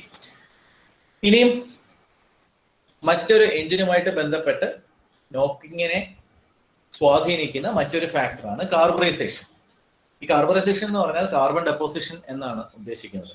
അപ്പോൾ എക്സസ് ആയിട്ട് ഒരു പരിധിയിൽ കൂടുതൽ നമുക്ക് കാർബൺ ഡെപ്പോസിറ്റ് ചെയ്ത് കഴിഞ്ഞാൽ കമ്പഷൻ ചേമ്പറിനകത്ത്, വാൽവിനകത്ത്, പിസ്റ്റൺ ക്രൗണിനകത്ത് ഒക്കെ ഡെപ്പോസിറ്റ് ചെയ്ത് കഴിഞ്ഞാൽ അത് ഡെട്ടനേഷനെ പ്രൊമോട്ട് ചെയ്യും, അല്ലെങ്കിൽ നോക്കിങ്ങിനെ അത് പ്രൊമോട്ട് ചെയ്യും. അത് എങ്ങനെയാണ് എന്ന് വെച്ചാൽ കാർബൺ ഡെപ്പോസിറ്റ് കൂടുന്നതിനനുസരിച്ച് കംപ്രഷൻ റേഷ്യോ ഉയരും, കംപ്രഷൻ റേഷ്യോ കൂടും. അപ്പം അതിന് ഞാനൊന്ന് പറയാം. ഉദാഹരണത്തിന് ഒരു എഞ്ചിനകത്ത് കംപ്രഷൻ റേഷ്യോ എന്ന് പറയുന്നത് 14:2 എന്ന് വിചാരിക്കാം. ഞാൻ ഇതിന് പറയാണ് ടോട്ടൽ വോളിയം 14ഉം സ്വെപ്റ്റ് വോളിയം ക്ലിയറൻസ് വോളിയം 2 ആണ്. ടോട്ടൽ വോളിയം 14ഉം ക്ലിയറൻസ് വോളിയം 2. അപ്പൊ ഇതിനകത്ത് കാർബൺ ഡെപ്പോസിറ്റ് വന്നു, ഈ എഞ്ചിനകത്ത് കാർബൺ ഡെപ്പോസിറ്റ് വന്നു. കാർബൺ ഡെപ്പോസിറ്റ് വന്നു കഴിഞ്ഞതിന് ശേഷം ഇതിനകത്തെ ഒരു cc, ഇപ്പൊ ഒരു 14 cc 2 cc ആണ് ഞാൻ എടുത്തത്. ഒരു cc കാർബൺ ഡെപ്പോസിറ്റ് ആയി, ഒരു cc. അപ്പോ ടോട്ടൽ വോളിയം എന്തായി മാറും? 13 ആകും. ക്ലിയറൻസ് വോളിയം എന്തായിട്ട് മാറും? 1 ആകും. അപ്പോ ഇവിടുത്തെ കേസിൽ 7:1 ആയിരുന്നു കംപ്രഷൻ റേഷ്യോ. പക്ഷേ ഒരു cc കാർബൺ ഡെപ്പോസിറ്റ് വന്നു കഴിഞ്ഞപ്പോൾ എന്താ സംഭവിച്ചത്? ഇതിന്റെ കംപ്രഷൻ റേഷ്യോ എന്തായി? ഇവിടെ ടോട്ടൽ വോളിയം ഒരു cc കുറഞ്ഞു, ക്ലിയറൻസ് വോളിയം ഒരു cc കുറഞ്ഞു. അപ്പോൾ ടോട്ടൽ വോളിയം 13 ആയി, ക്ലിയറൻസ് വോളിയം 1 ആയി. അപ്പൊ ഇവിടുത്തെ കംപ്രഷൻ റേഷ്യോ എന്തായിട്ട് മാറി? 13:1 ആയിട്ട് മാറി. അപ്പോൾ കംപ്രഷൻ റേഷ്യോ കൂടുന്നു. ഇങ്ങനെ കാർബൺ ഡെപ്പോസിറ്റ് കൂടിക്കഴിഞ്ഞാൽ കംപ്രഷൻ റേഷ്യോ കൂടും. കംപ്രഷൻ റേഷ്യോ കൂടിക്കഴിഞ്ഞാൽ സ്വാഭാവികമായിട്ട് അത് എന്ത് ചെയ്യാം? ഡെട്ടനേഷനെ സ്വാധീനിക്കാം. അതുപോലെ തന്നെ ഈ കാർബൺ ഡെപ്പോസിറ്റുകൾ ശരിക്കും ഒരു ഇൻസുലേറ്റിംഗ് എഫക്റ്റ് ആണ് ഉണ്ടാക്കുന്നത്. അതുകൊണ്ട് തന്നെ ഹീറ്റ് ട്രാൻസ്ഫർ ചെയ്ത് കമ്പഷൻ ടെമ്പറേച്ചർ ഉയർന്നു കഴിഞ്ഞാൽ എന്ത് സംഭവിക്കുന്നത്? നോക്കിംഗ് ഉണ്ടാകും, അല്ലെങ്കിൽ ഡെട്ടനേഷൻ ഉണ്ടാകും.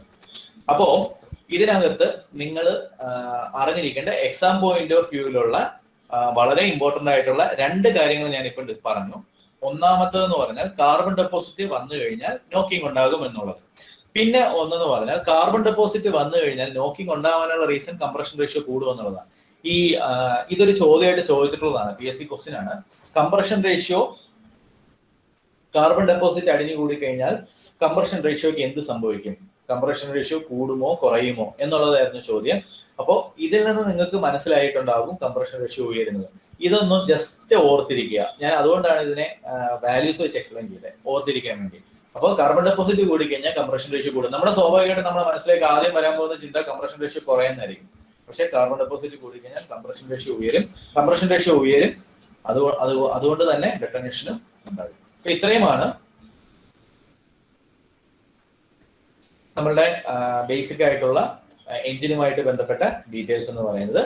ഇനിയും ബേസിക് ആയിട്ട് നമുക്ക് അറിഞ്ഞിരിക്കേണ്ട കാര്യങ്ങൾ. ഇനി നെക്സ്റ്റ് എഞ്ചിൻ സ്പീഡുമായിട്ട് ബന്ധപ്പെട്ട കാര്യമാണ്. എഞ്ചിൻ സ്പീഡ് എങ്ങനെയാണ് ഇതിനെ സ്വാധീനിക്കുന്നത് എന്ന് നമുക്ക് ജസ്റ്റ് നോക്കാം. ഉയർന്ന എഞ്ചിൻ സ്പീഡ് കൂടുന്നതിനനുസരിച്ച് ഫ്ലെയിം ഫ്രണ്ട് എൻഡ് ചാർജിനെ, അതായത് കത്താത്ത ചാർജിനെ ഓവർ ഹീറ്റ് ചെയ്യിക്കാനുള്ള സാധ്യത കുറവായിരിക്കും. അപ്പൊ അതുകൊണ്ട് തന്നെ നോക്കിംഗ് അവിടെ കുറയും. മറ്റൊരു കാര്യം, വോളിമെട്രിക് എഫിഷ്യൻസി കുറയും. വോളിമെട്രിക് എഫിഷ്യൻസി എന്ന് പറഞ്ഞാൽ എന്താണെന്ന് നമുക്കറിയാം. സിലിണ്ടറിന് ഒരു നിശ്ചിത വോളിയം ഉണ്ടാകും. ഇപ്പം ഞാൻ ഉദാഹരണത്തിന് ഒരു 50 cc എടുക്കുകയാണെന്ന് വിചാരിക്കാം. പക്ഷേ 50 cc വോളിയത്തിനകത്ത് ഈ 50 cc ഒരിക്കലും എന്ത് ചെയ്യത്തില്ല? എയർ വന്ന് നിറയത്തില്ല. പകരം അതിനകത്തൊരു 40 cc ആണ് എയർ വന്ന് നിറയുന്നതെന്ന് വിചാരിക്കാം. അപ്പോൾ അതിന്റെ വോളിമെട്രിക് എഫിഷ്യൻസി എന്ന് പറഞ്ഞാൽ 40/50 × 100 ആണ് വോളിമെട്രിക് എഫിഷ്യൻസി. അപ്പോൾ എഞ്ചിന്റെ സ്പീഡ് കൂടുന്നതിനനുസരിച്ച് ഈ വോളിമെട്രിക് എഫിഷ്യൻസി കുറയും. വോളിമെട്രിക് എഫിഷ്യൻസി കുറഞ്ഞുകൊണ്ട്, അതായത് സ്വാഭാവികമായിട്ട് എയർ ഒരുപാട് ഉള്ളിലേക്ക് കയറി വരത്തില്ല. അപ്പൊ നമുക്ക് അവിടെ പ്രഷർ കുറവായിരിക്കും, പ്രഷർ കുറയും, അതുപോലെ ടെമ്പറേച്ചറിന് അത് കുറയ്ക്കും. അപ്പൊ അങ്ങനെ വരുമ്പോൾ നമുക്ക് ഡെറ്റനേഷനുള്ള സാധ്യത കുറവായിരിക്കും. അപ്പോൾ എഞ്ചിൻ സ്പീഡ് കൂടുന്നത് നോക്കിങ്ങിനെ കുറയ്ക്കും, എഞ്ചിൻ സ്പീഡ് കൂടുന്നത് നോക്കിങ്ങിനെ കുറയ്ക്കും. അതുപോലെ തന്നെ വാൽ ടൈമിങ്, എഞ്ചിന്റെ വാൽ ടൈമിങ് എങ്ങനെയാണ് നോക്കിങ്ങിനെ സ്വാധീനിക്കുന്നത് എന്ന് ചോദിച്ചാൽ, വോളിമെട്രിക് എഫിഷ്യൻസി കൂടത്തക്ക രീതിയിലുള്ള വാൽ ടൈമിംഗ് ആണ് നമ്മൾ എഞ്ചിന് കൊടുത്തിരിക്കുന്നത് എന്നുണ്ടെങ്കിൽ, വോളിമെട്രിക് എഫിഷ്യൻസി കൂടത്തക്ക രീതിയിലുള്ള വാൽ ടൈമിംഗ് ആണ് നമ്മൾ എഞ്ചിന് കൊടുക്കുന്നത് എന്നുണ്ടെങ്കിൽ സ്വാഭാവികമായും നോക്കിങ്ങിനുള്ള സാധ്യത കൂടുതലാകും. അപ്പോൾ വാൽ ടൈമിങ് അതേ രീതിയിൽ വേണം അഡ്ജസ്റ്റ് ചെയ്ത്. വോളിമെട്രിക് എഫിഷ്യൻസി ഒരുപാട് കൂടാൻ പാടില്ല. പെട്രോൾ എഞ്ചിന്റെ കേസിലാണ് നമ്മൾ പറയുന്നത് വോളിമെട്രിക് എഫിഷ്യൻസി ഒരുപാട് കൂടാൻ പാടില്ല. അപ്പോൾ അത് നോക്കിങ്ങിനെ എൻഹാൻസ് ചെയ്യും. അപ്പൊ ഇത്രയുമാണ് നമ്മൾ ഇന്ന് ഡിസ്കസ് ചെയ്യാൻ ഉദ്ദേശിക്കുന്ന ടോപ്പിക് എന്ന് പറയുന്നത്. അപ്പൊ നമ്മൾ ഇന്നത്തെ ഡിസ്കഷൻ തുടങ്ങിയത്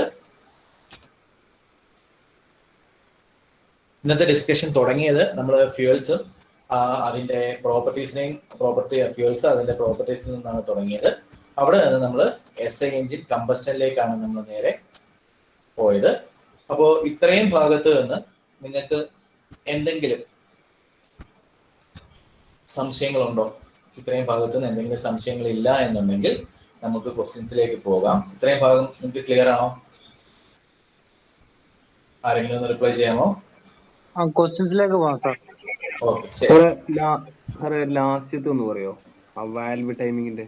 വാൽവ് ടൈമിങ്ങിന്റെ, ശരി. എഞ്ചിൻ സ്പീഡിന്റെ എഞ്ചിൻ സ്പീഡും വാൽവ് ടൈമിങ്, ഓക്കെ, ശരി. ഞാനിപ്പോ എഞ്ചിൻ സ്പീഡിന്റെ കേസ് പറഞ്ഞത്, ഇപ്പൊ എഞ്ചിൻ സ്പീഡിനെ സംബന്ധിച്ചുള്ള എഞ്ചിൻ സ്പീഡ് എപ്പോഴും ഹൈ ആയിരിക്കുന്നതാണ് നല്ലത്.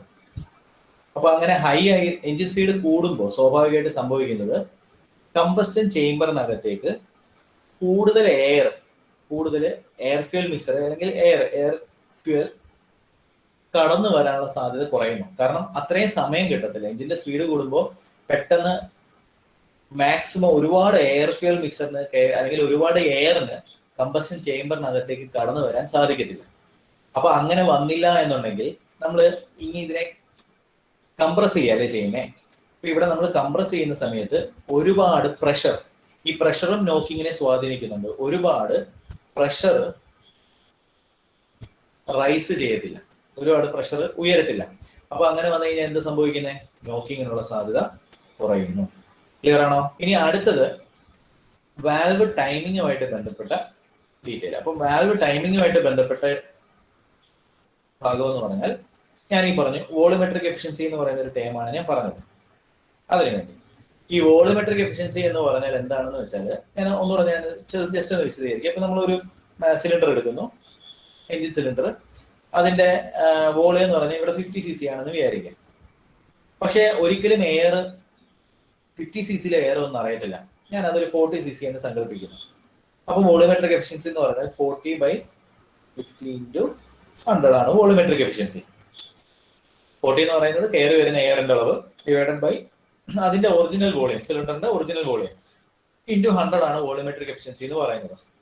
അപ്പോ ഈ വോളിമെട്രിക് എഫിഷ്യൻസി കൂടുക എന്ന് പറഞ്ഞാൽ ഇപ്പൊ ഇത് 50/50 എന്ന് പറഞ്ഞാൽ എന്തായി? 50/50 എന്ന് പറഞ്ഞാൽ അത് 1 ആയി വാല്യൂ. ഇത് 40/50 എന്ന് പറയുമ്പോൾ എന്തായിരിക്കും? <<1 ആയിരിക്കും വാല്യൂ. അപ്പൊ വോളിമെട്രിക് എഫിഷ്യൻസി ഒരുപാട് കൂടുതലാകുക എന്ന് പറഞ്ഞാൽ എന്താ അതിനർത്ഥം? ഒരുപാട് എയർ കമ്പസ്റ്റൻ ചേംബറിനകത്തേക്ക് കടന്നു വന്നു എന്നാണ്. ഒരുപാട് എയർ കമ്പസ്റ്റൻ ചേംബറിനകത്തേക്ക് എത്തപ്പെട്ടു എന്നാണ് അതിനെ അർത്ഥമാക്കുന്നത്. അപ്പോൾ ഒരുപാട് എയർ കയറി വന്നാൽ എന്താ സംഭവിക്കുന്നത്? ഒരുപാട് എയർ കയറി വന്നു കഴിഞ്ഞാൽ സ്വാഭാവികമായിട്ടും പ്രഷർ റൈസ് ചെയ്യും, നോക്കിങ് അല്ലെങ്കിൽ ഡെട്ടനേഷൻ ഉണ്ടാകും. ഓക്കെ, അപ്പോ വാൽവ് ടൈമിംഗ് എങ്ങനെ ആയിരിക്കണം? വാൽവ് ടൈമിംഗ് എന്ന് പറയുന്നത് ഈ വോളിമെട്രിക് എഫിഷ്യൻസി ഒരുപാട് ഉയർത്താത്ത രീതിയിലുള്ള വാൽവ് ടൈമിംഗ്, അതായത് എഞ്ചിന് ഒതുങ്ങുന്ന രീതിയിലുള്ള വാൽവ് ടൈമിംഗ് ആയിരിക്കണം. അപ്പോൾ വോളിമെട്രിക് എഫിഷ്യൻസി ഒരുപാട് കൂടിക്കഴിഞ്ഞാൽ എന്താ സംഭവിക്കുന്നത് എന്നുള്ള ചോദ്യത്തിന് ഉത്തരവായി. വോളിമെട്രിക് എഫിഷ്യൻസി ഒരുപാട് കൂടിക്കഴിഞ്ഞാൽ എന്താണ് സംഭവിക്കുന്നത്? നോക്കിങ് ആയിരിക്കും ഉണ്ടാകുന്നത്. അപ്പൊ നമുക്ക് ഇനി ക്വസ്റ്റ്യൻസിലേക്ക് കിടക്കാം. ഫസ്റ്റ് ക്വസ്റ്റ്യൻ ഇതാണ്. In the presence of which gas is the fuel burned to generate in the form of heat? Fuel burned to generate heat. എന്നുള്ളതൊക്കെ ആക്കിയത് fuel burned to generate heat. എന്തായിരിക്കും? Oxygen. ക്ലിയർ ആയിട്ട് അറിയാവുന്നതാണ്. വളരെ simple ആയിട്ട് question ആണ്. Next question.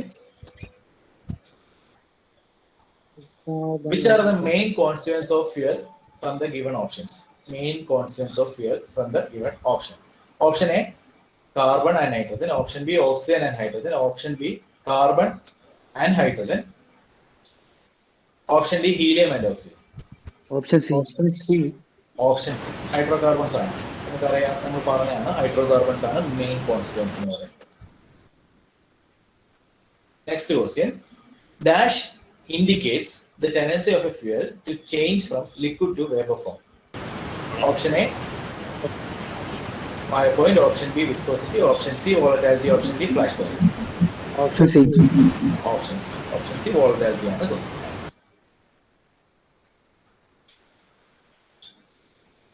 The calorific value of gasoline is about. Calorific value of gasoline is about 45 joules per kilogram, 45 megajoules per kilogram, 45 kilojoules per kilogram, 45 gigajoules per kilogram. Option B. B ആണോ ഉദ്ദേശിച്ചത്? B. Option B. 45 option B അല്ലേ? Option B. 45 option B ആണ് ഉത്തരം. നിങ്ങൾ മറന്നുപോയത് മെഗാജൂൾസ് ആണ് കേട്ടോ. 45 മെഗാജൂൾസ് ആണ്. Okay, ജിഗാജൂൾസ് അല്ല, മെഗാജൂൾസ് ആണ്. Okay, next question. CNG mainly consists of option A, methane. Option B, butane. Option C, propane. Option D, ethane. Option A, methane. LPG mainly consists of option A, methane and propane. Option B, butane and propane. Option C, propane and ethane. Option D, ethane. Option B. Option B, butane and propane.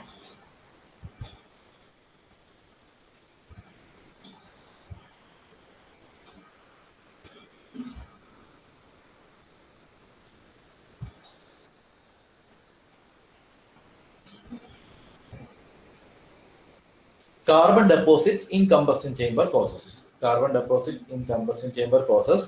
Option A, increase the compression ratio. Option B, decrease the compression ratio. Option C, no change in compression ratio. Option D, none of this. Option A. Option A ആണ് answer. Increase the compression ratio. Next question. Highest possible compression ratio is highest useful compression ratio is the compression ratio at which the compression can be done with option A without detonation, option B with the detonation, option C with the least compression pressure, option D with improper air fuel mixing. Option A. Option A without detonation. Next question. What happens to HUCR if carbon gets deposited in combustion chamber? What happens to HUCR if carbon gets deposited in combustion chamber? Option A, reduces. Option B, remains the same. Option C, increases.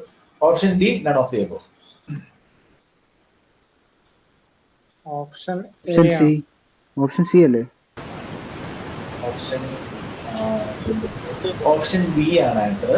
HUCR എന്ന് പറയുന്നത് നിങ്ങൾ ഇത്ര ഓർത്തിരിക്കുക. നമുക്ക് തെറ്റിക്കുന്ന ഒരു question ആണ്. നമുക്ക് തെറ്റാൻ സാധ്യതയില്ല. HUCR എന്ന് പറയുന്നത് എഞ്ചിന്റെ ബേസിക് കൺസിഡറേഷൻ ആണ്. അതായത് ഒരു എഞ്ചിനകത്ത് നമുക്ക് അത് കാർബൺ ഡെപ്പോസിറ്റ് എന്നൊക്കെ പറയുന്നത് അതിന് ശേഷം വരുന്ന കാര്യങ്ങളാണ്. കാർബൺ ഡെപ്പോസിറ്റ് വന്നാലും ഈ HUCRന് മുകളിലേക്ക് പോകുന്നത് കൊണ്ടാണ് അവിടെ നോക്കിംഗ് ഉണ്ടാകുന്നത്. നമ്മൾ പറഞ്ഞു HUCRന് മുകളിലേക്ക് അതിന്റെ വാല്യൂ, അതായത് എഞ്ചിനകത്ത് നമുക്ക് കൊടുക്കാൻ പറ്റുന്ന മാക്സിമം, ഇപ്പൊ ഞാൻ പെട്രോൾ എഞ്ചിന്റെ കേസിൽ 11:1 എന്ന് വിചാരിക്കുന്നു. 11:1 ആണ് നമുക്ക് കൊടുക്കാൻ പറ്റുന്നത് എന്ന് വിചാരിക്കുക ഒരു എഞ്ചിനകത്ത്. ഈ കാർബൺ ഡെപ്പോസിറ്റ് വന്നു കഴിഞ്ഞാൽ അതായിരിക്കും അതിന്റെ HUCR, highest useful compression ratio എന്ന് പറയുന്നത്. കാർബൺ ഡെപ്പോസിറ്റ് വന്നു കഴിഞ്ഞാൽ അതിന് മുകളിലേക്ക് കംപ്രഷൻ റേഷ്യോ പോകും. കംപ്രഷൻ റേഷ്യോ പോയി കഴിഞ്ഞാൽ സ്വാഭാവികമായിട്ട് എന്ത് സംഭവിക്കും? അത് നോക്കിംഗ് ഉണ്ടാകും. അപ്പൊ HUCR എന്ന് പറയുന്നത് ഒരു സ്റ്റാൻഡേർഡ് വാല്യൂ ആണ്. അത് കാർബൺ ഡെപ്പോസിറ്റ് വന്നാലും ഇല്ല എന്നുണ്ടെങ്കിലും അത് സെയിം തന്നെ ആയിരിക്കും.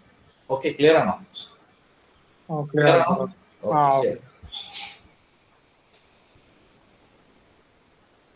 Next question, higher air temperature.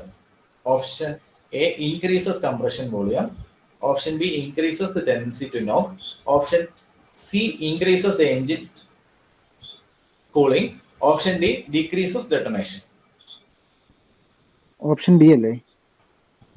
Higher air temperature, air temperature കൂടുന്നത്. ഒന്നുകൂടെ ഒന്ന് ആലോചിച്ച് നോക്കൂ. ഓപ്ഷൻ ബി ആണ്. ഓപ്ഷൻ ബി ആണ് ആൻസർ. ഓപ്ഷൻ ബി ആണ്. ഓപ്ഷൻ ബി ആണ് ആൻസർ. ഓപ്ഷൻ ബി എന്ന് പറയാൻ കാര്യം, എയർ ടെമ്പറേച്ചർ കൂടിക്കഴിഞ്ഞാൽ ഈ കമ്പഷൻ ചേമ്പറിനകത്ത് ടെമ്പറേച്ചർ സ്വാഭാവികമായിട്ട് കൂടും. കൂടിക്കഴിഞ്ഞാൽ തനിയെ ഫ്യൂൽ കത്താനുള്ള ടെൻഡൻസി അവിടെ കൂടുകയാണ് ചെയ്യുന്നത്.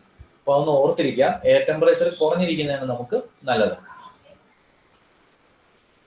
Okay, next question, excess carburization of combustion chamber, valves and piston ground. Option A promotes detonation, option B increases heat transfer, option C increases engine cooling, option D reduces detonation. Option A. Option A ആണ് answer, promotes detonation.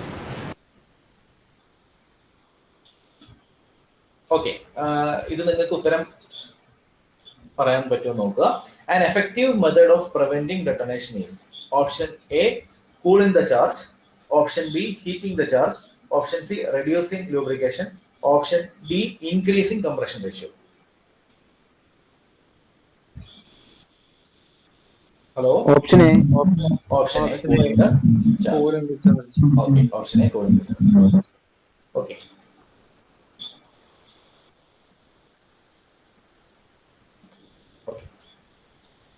ഇപ്പോൾ നമ്മൾ ഇന്നത്തെ സെഷനിൽ discuss ചെയ്തത് fuels, അതുപോലെ തന്നെ SI engine കമ്പഷന്റെ ബേസിക്സുമാണ് നമ്മൾ discuss ചെയ്തത്. അപ്പോൾ അടുത്ത സെഷൻസിൽ നമുക്ക് ഇതുമായിട്ട് ബന്ധപ്പെട്ട കൂടുതൽ ഡീറ്റെയിൽസിലേക്ക് നമുക്ക് പോകാം. ഇവിടെ ഈ ഫ്യൂൽസ് ആൻഡ് കമ്പഷൻ എന്ന് പറയുന്ന ടോപ്പിക്കിൽ നിന്ന് സ്വാഭാവികമായിട്ടും ക്വസ്റ്റ്യൻസ് എന്തായാലും നമുക്ക് പ്രതീക്ഷിക്കാം. അപ്പോൾ അത് അത്ര സിഗ്നിഫിക്കൻ്റ് ആയിട്ടുള്ള ടോപ്പിക്കാണ്. അപ്പോൾ നിങ്ങൾക്ക് ഈ സെഷൻ ഹെൽപ്ഫുൾ ആയിരുന്നു എന്ന് വിശ്വസിക്കുന്നു. പ്രത്യേകിച്ച് നിങ്ങൾക്ക് സംശയങ്ങളൊന്നും ഇല്ല എന്ന് വിചാരിക്കുന്നു. അപ്പോൾ അങ്ങനെ ഉണ്ടെങ്കിൽ നമുക്ക് അടുത്ത സെഷൻസിൽ വീണ്ടും കാണാം. Okay, thank you, good night.